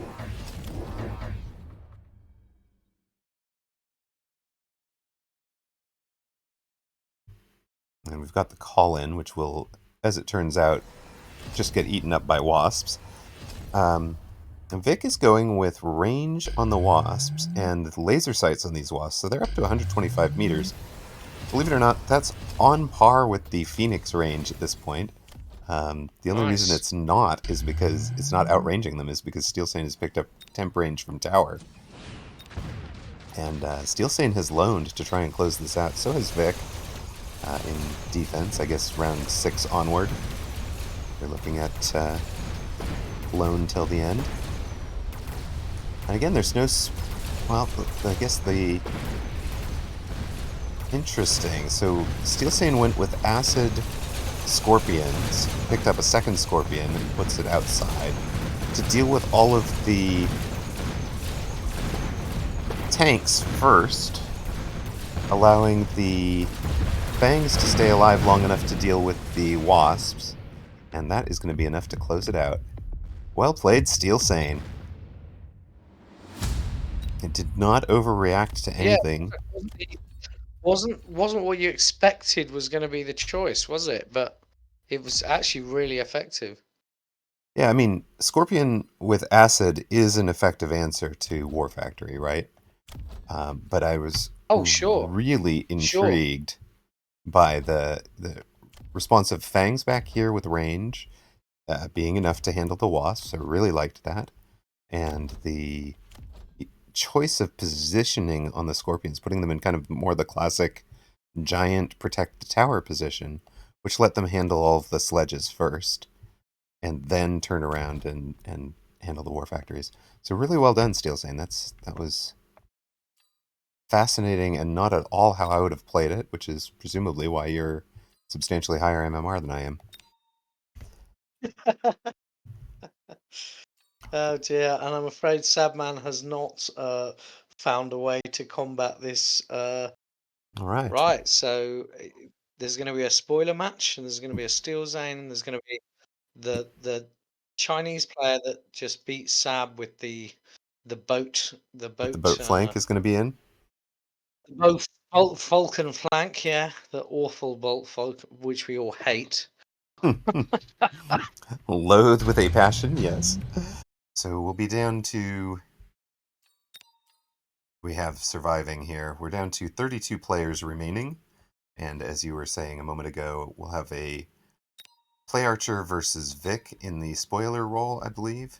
And Steelsane, here we'll be watching the Steelsane match as a potential final if Vic can defeat PlayArcher, and the semifinal if it isn't.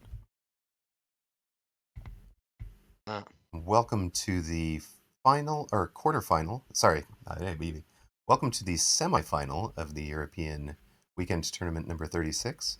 We have Steelsane blue near side, and what player we're calling Hackerchan red far side. Hackerchan has taken Speed Specialist with Sledgehammer and Marksman. Steelsane will be near side Aerial Specialist with Sledge and Fang. And as Zach has pointed out previously, Steelsane loves the sledges. And we saw this opening earlier. It really does. As it, with Supply Specialist, spent the 50 to unlock a Phoenix, and as Aerial Specialist, just unlocks and buys the Phoenix round 1.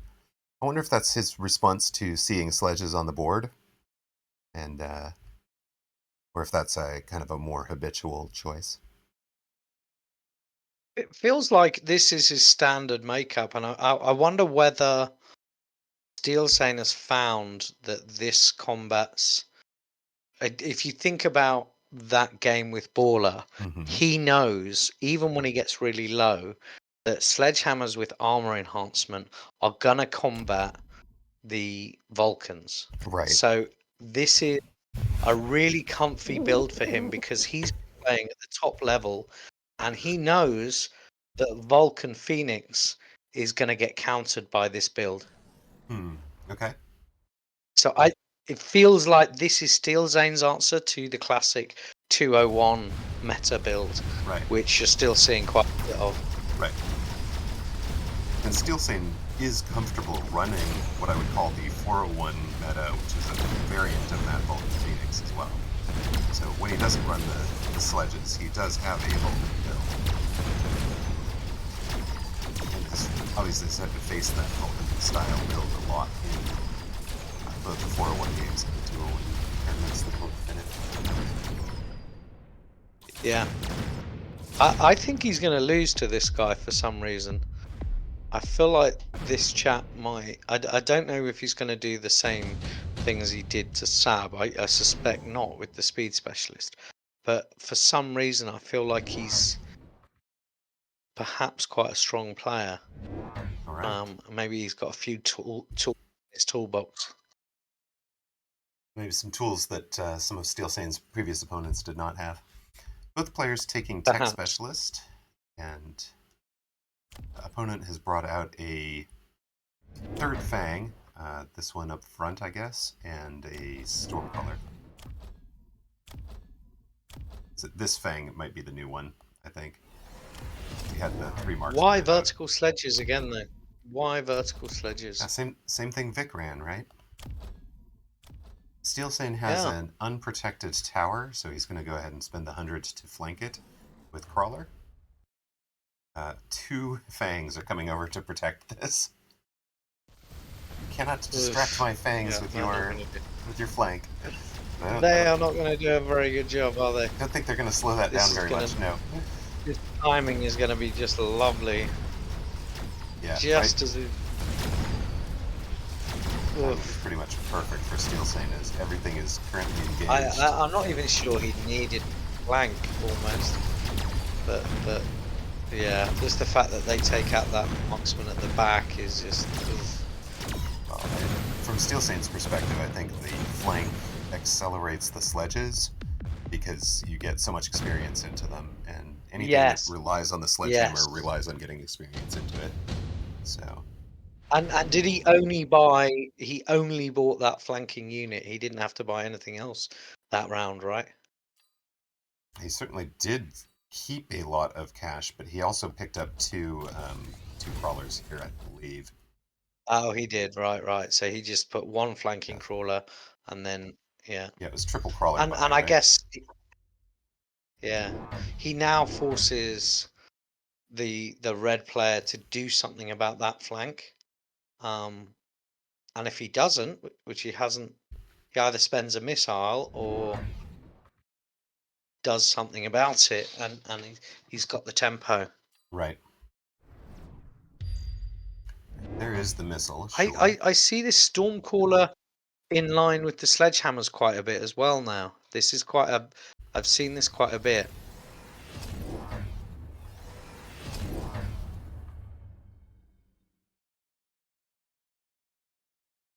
That's an interesting positioning, right?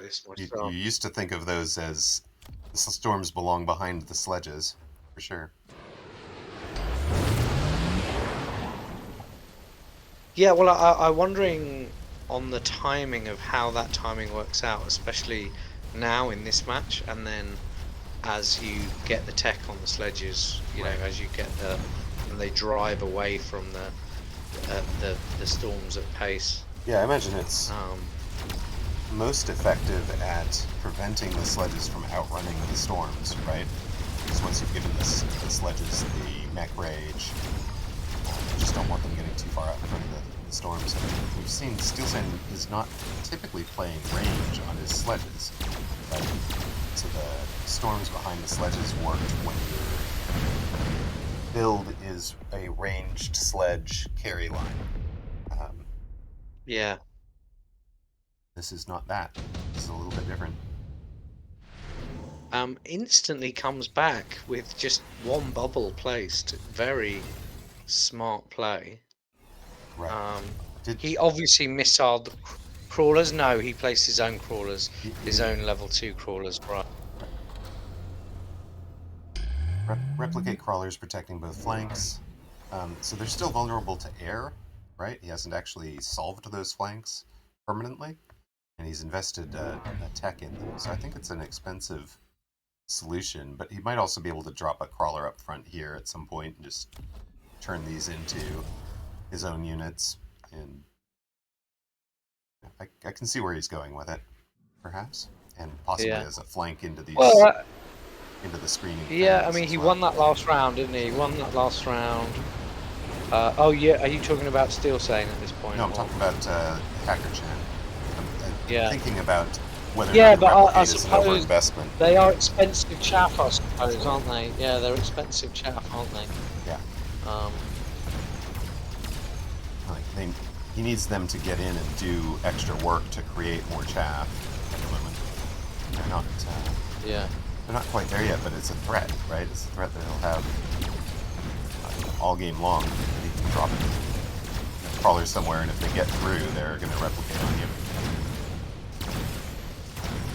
That bubble. True, Oh my true. god. I mean, it's almost like don't commit to it. Just put the crawlers on the flank and put a missile on that one flank, and then they instantly get XP, and you haven't committed to the to the tech. Yeah, the tech felt like a Because big commitment to me. obviously in this position with speed, does he really want replicate? He probably wants subterranean blitz, and he's made subterranean blitz now 400. Right. So I completely agree. That was actually a bad choice. And there we go. We see the Steelsane sledge line. Yeah, still staying in the 5 sledges with Mech Rage now, and has sold out of that flank, so you're not gaining anything out of this crawler. He sold out of the flank in round 4, not round 5.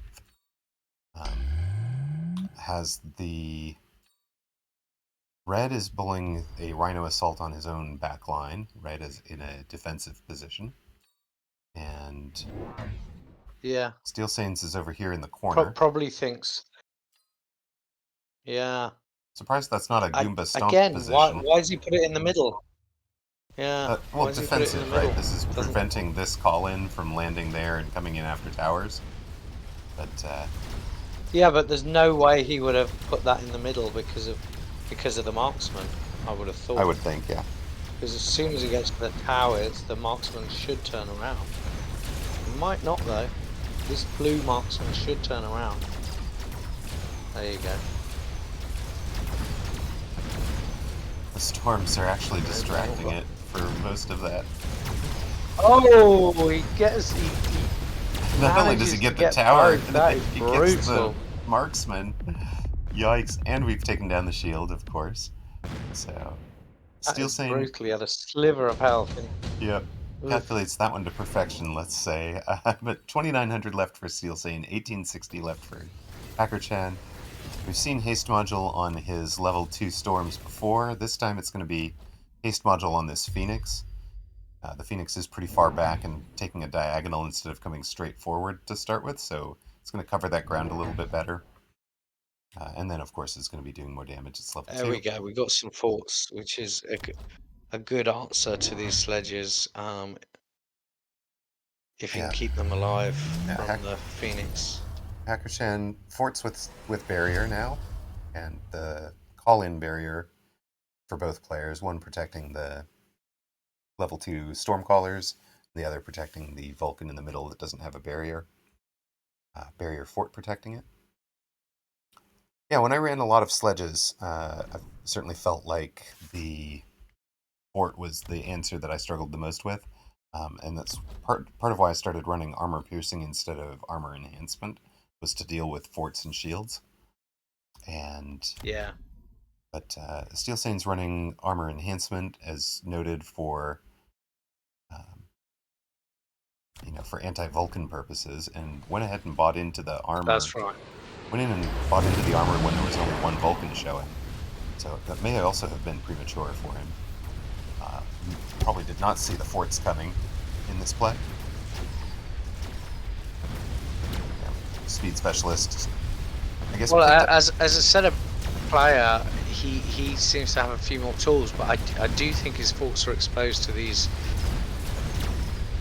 Phoenix. That Phoenix on the right with the haste module is doing massive damage. Yeah, it did so much quicker coming through that barrier. Really helped Steel Sane turn this, and then work from right to left. Those are also mass-produced fortress, so they don't have the hit points to stand up to things once the barrier goes down. Obviously, the barrier is full strength. Oh God! But once it shows up, that's they're in terrible. trouble. On the other hand, they cost 250 now, Yeah. so Yeah, yeah. He's punching instead. Okay, fair enough. Steelsane running EMP? Probably is. Yeah, he is running EMP on his sledges. He's got EMP So whether available this on will win both the this... sledge and the Phoenix, so whichever one he feels is the right choice here. Yeah.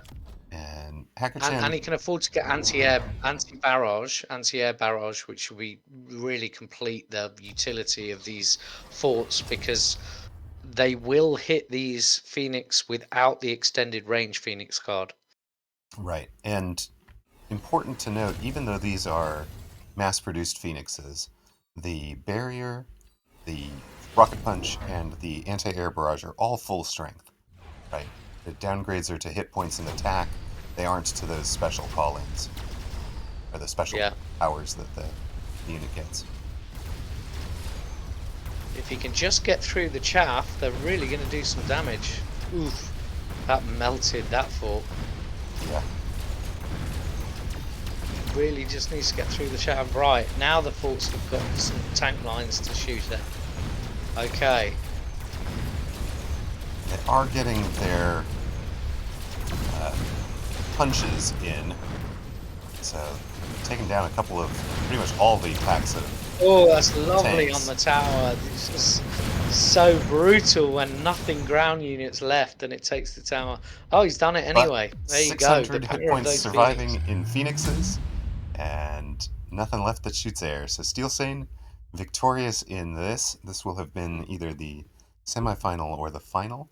Let's head out and find out which one it was. Wow. PlayArcher has Play beaten Vic, so we are going to get a final well, between two of the Vic top Russian quit. players.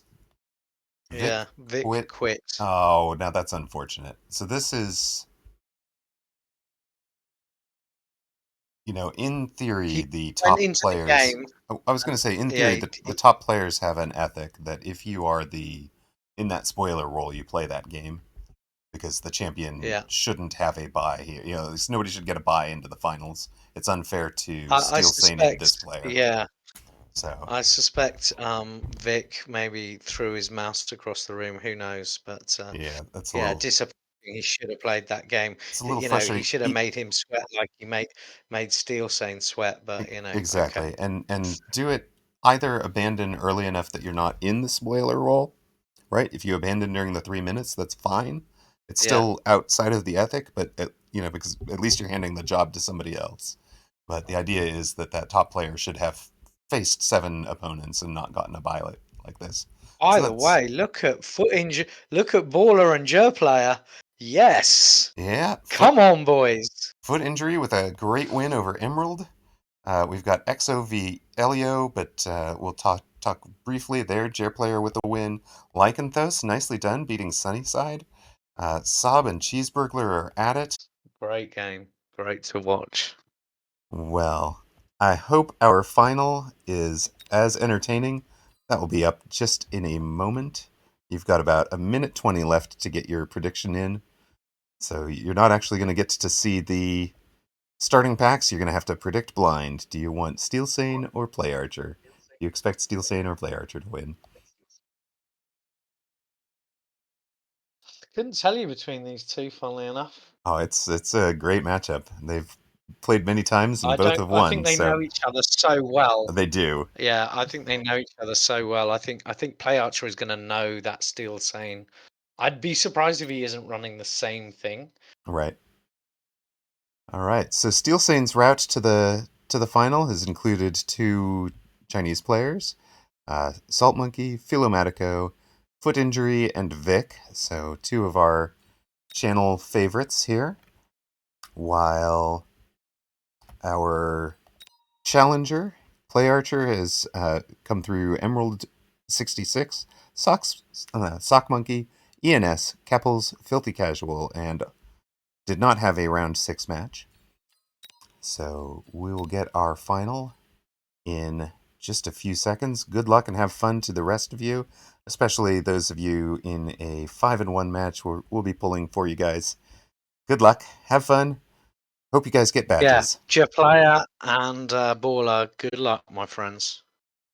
So Yeah, you're going to be all right. let me jump out for just a moment and set a little bit of context for you. Back in Weekend Tournament 33, Steelsane was the European champion, having beaten PlayArcher in that final. So this is a rematch of the Weekend Tournament European number 33 final. Between those two, PlayArcher then went on to come third in the following weekend, and the weekend after that, I don't think either played. No, PlayArcher did play, came 10th. I know Steelsane sat out one of those because of the match. But yes, this is, or because of New Year's, this is a rematch of the Weekend 33 title match. So Nice. let's see this done.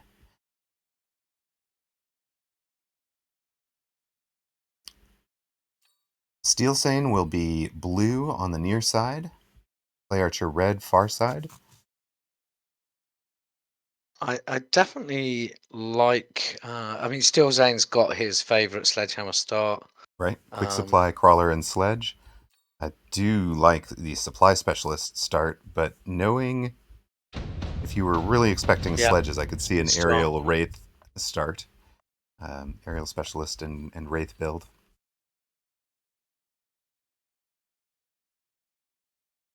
So supply specialist with fang and steel ball for PlayArcher. Greetings and love between the two of them. A lot of respect between these two players, as you know. Absolutely. So they are both on at the same time. They do, same times of day. They play each other a lot in ladder.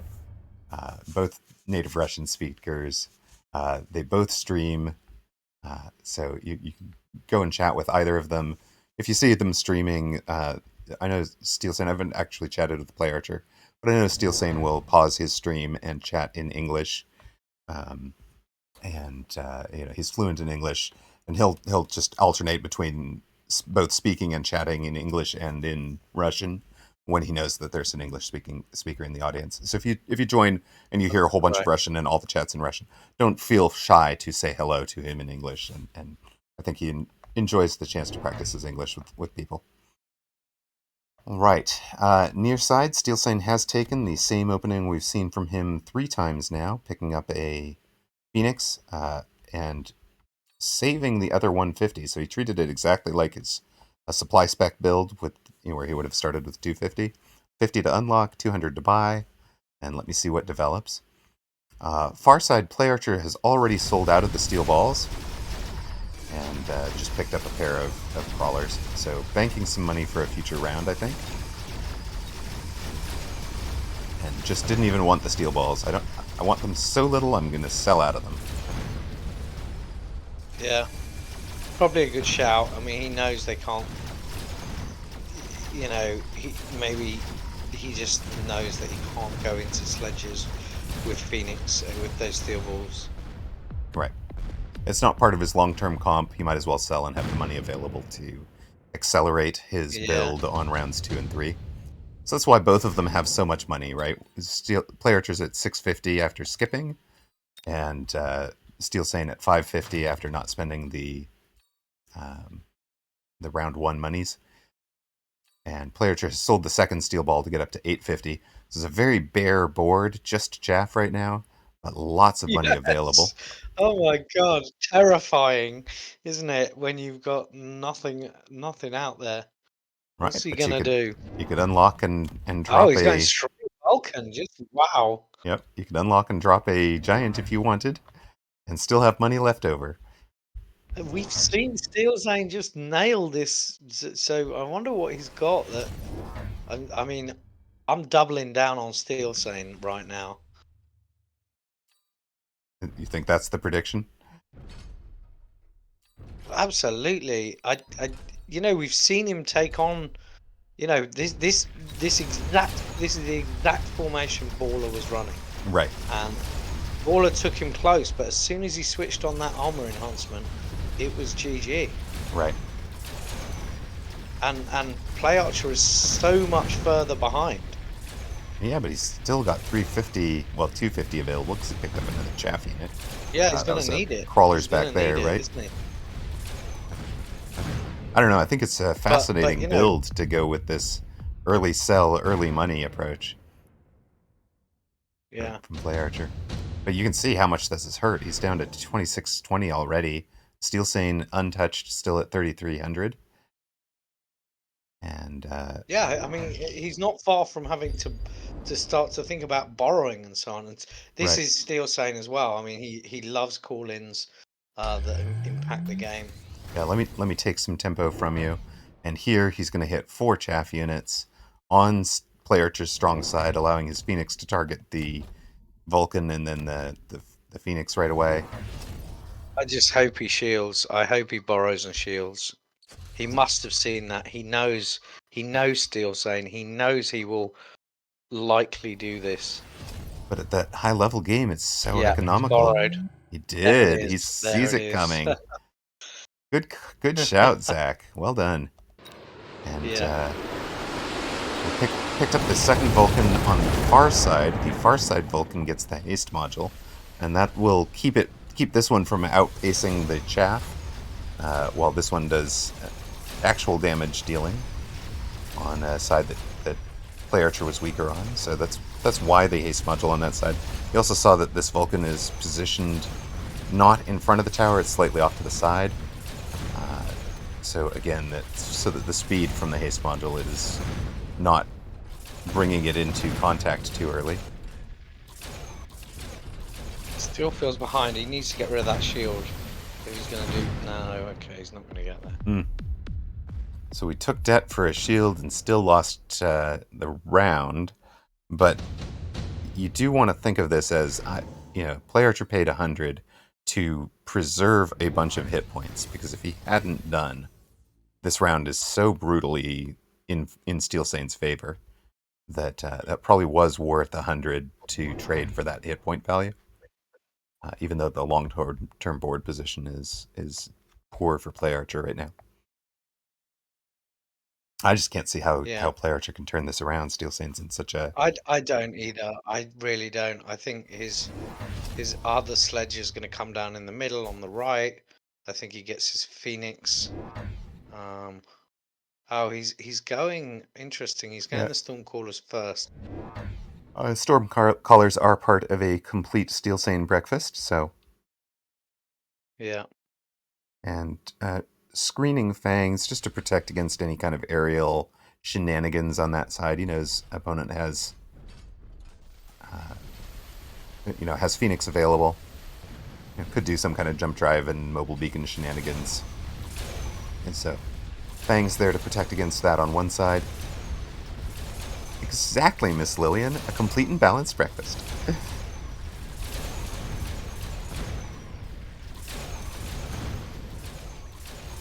This was the other thing with just getting that Vulcan on its own, and it's enabled his Phoenixes to get so leveled.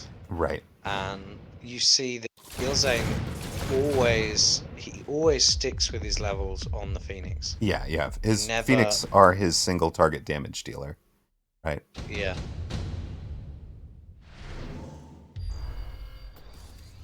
Underground threat, PlayArcher and desperate to take some tempo back with that, or in this case, it's just going to be used defensively to prevent the tempo steal. What were you going to say? Yeah, I mean, the magic of Steelsane's build again is that look at the unit unlocks. You are only ever unlocking something that costs 50 or free. Yep. So you've got so much money to get to this end board state that you're looking for, way before the other player. Right. And it was interesting that Baller ran him so close. Because Baller, he had more tempo at the beginning. He got his Vulcans down sooner. He got the techs on the Vulcans down sooner. He had the Phoenix down, and then it was only towards the end that Steelsane managed to bring it back, because it's actually is a. But that's why he can afford the cooldowns. That's why he can afford so much, because he never unlocks anything else in these units. Right.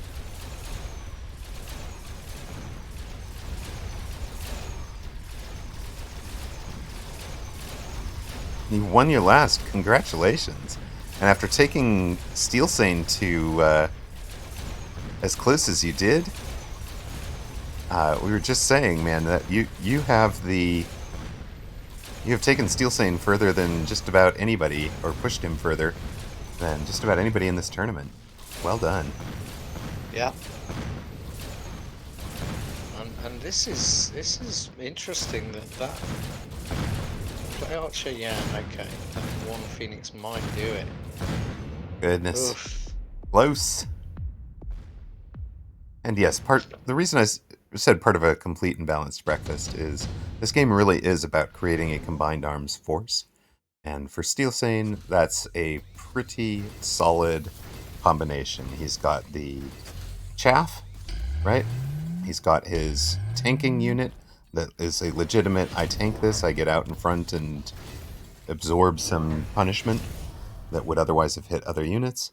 I've got, between them, the storms are providing kind of a shield break and area of effect, and the sledgehammers are providing, can provide some chaff clear as well. So between them, they provide the chaff clear, and then the single target damage coming out of the phoenixes, with some screening and anti-wasp play from the fangs, I guess. But it's a very balanced Doesn't force. even go range on his Phoenix. I mean, it's insane.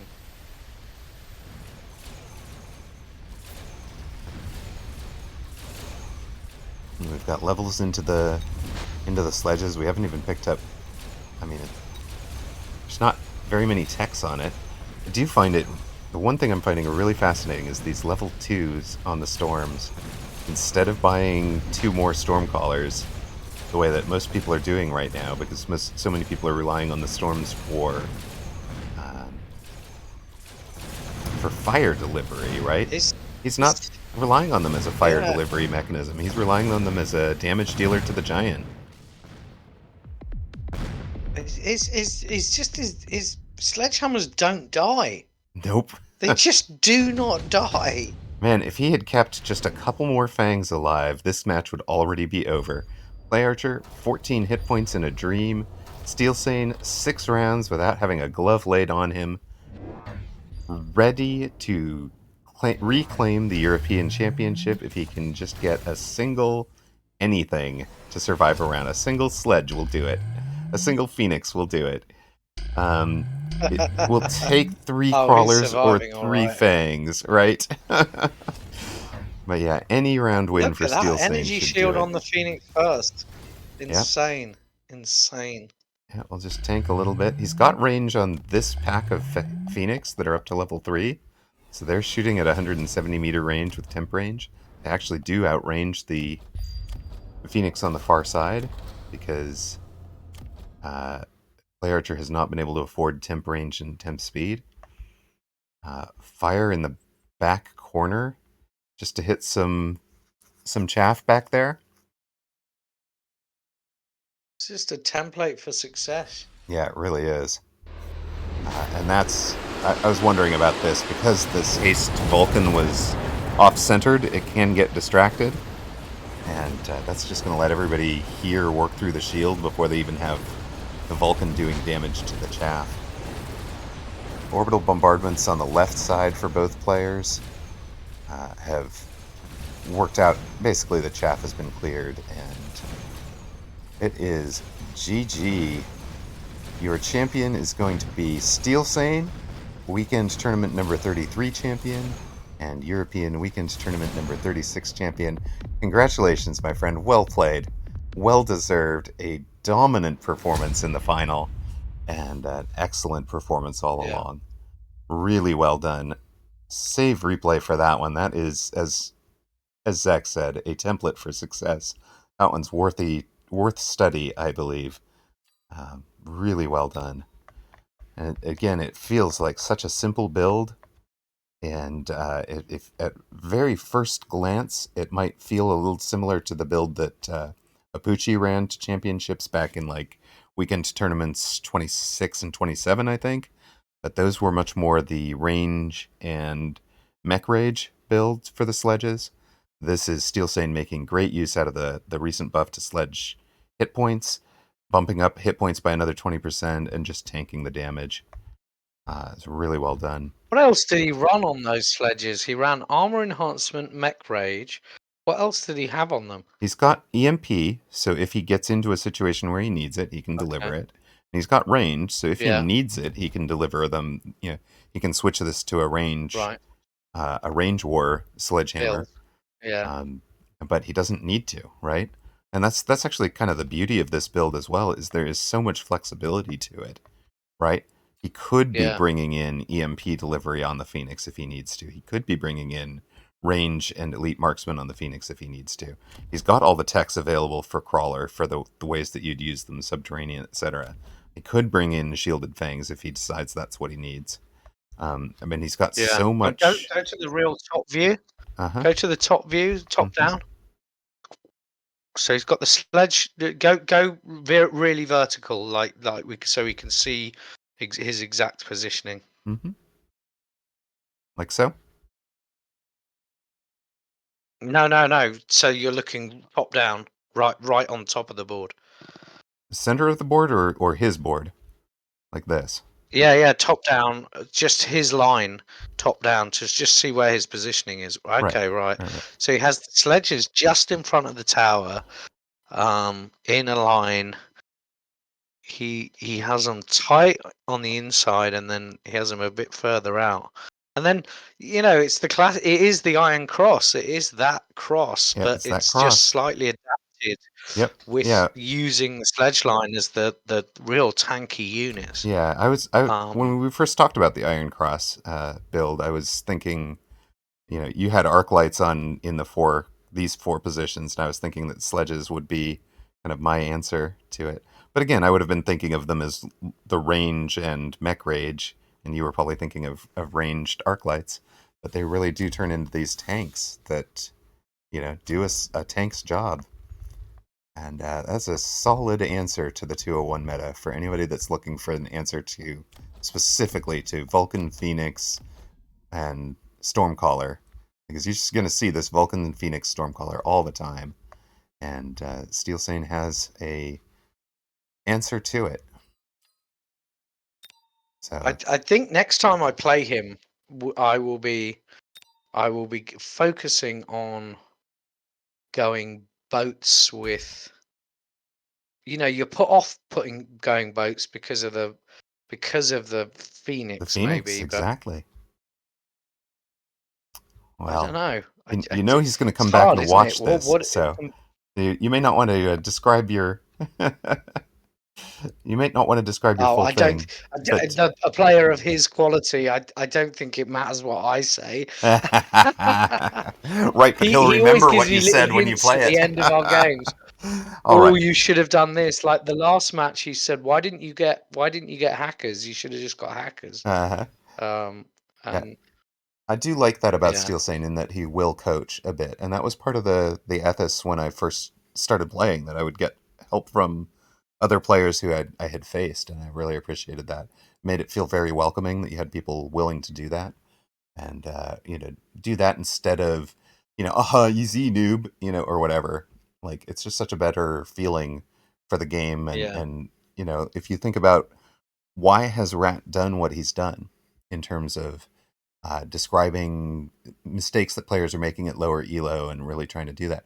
He's trying to push this game to have better play across the board because that's good for yeah, all of us. That's good for the entire community.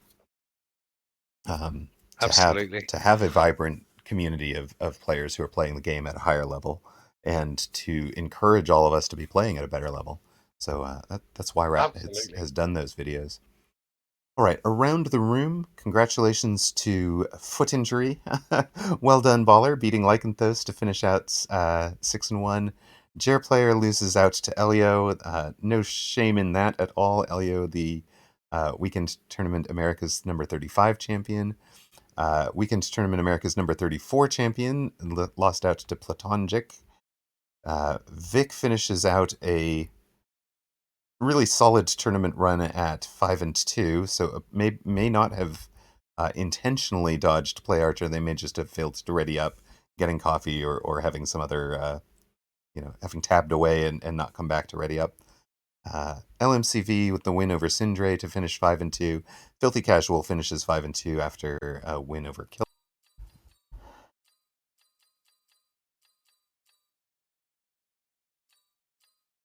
Steelsane's route to victory now complete. 2 Chinese players, Salt Monkey, our very own here, Philomatico, foot injury, Vic, and PlayArcher. Looks like PlayArcher with the minor points from Steelsane beating PlayArcher, as it turns out, plus minor points around the rest of the room. PlayArcher is going to come second, so congratulations to PlayArcher on a runner-up. Well done, well done. Baller, congratulations on the badge. Third place, best Brilliant ever, I finish. believe. Really well done. Beats Cast, beats Sindre, beats Lurch. Only lost to the eventual champion Steelsane. Beats Jacko, beats Emerald, and beats Lycanthos to finish 6-1. Well done. Finishing ahead of multiple champions in Elyo, in Sabman. Shout out to Platonjic. I think this is the best they have ever finished. Well done. Six wins, only lost to ENS. Vic, a huge win over Scey along the way, then the losses to Steelsane and PlayArcher before finishing out. Saab 5-2, started out 4-0, lost twice in the final 3 rounds, unfortunately, to finish 8th. Sunnyside 10th, well done. Chair player just missing out on the top 10 after a fantastic run. Really nicely done, guys. Smooth Jazz, LMCV, Cheeseburglar, and we saw CMEPTb and Killer and Moonstruck finishing out the top 20. Scey 23rd. And we'll scroll down the rest of the field for those of you that want to see your name in lights. And congratulations to everyone. And especially to Steelsane, PlayArcher, and Baller. Well done, guys. Congratulations.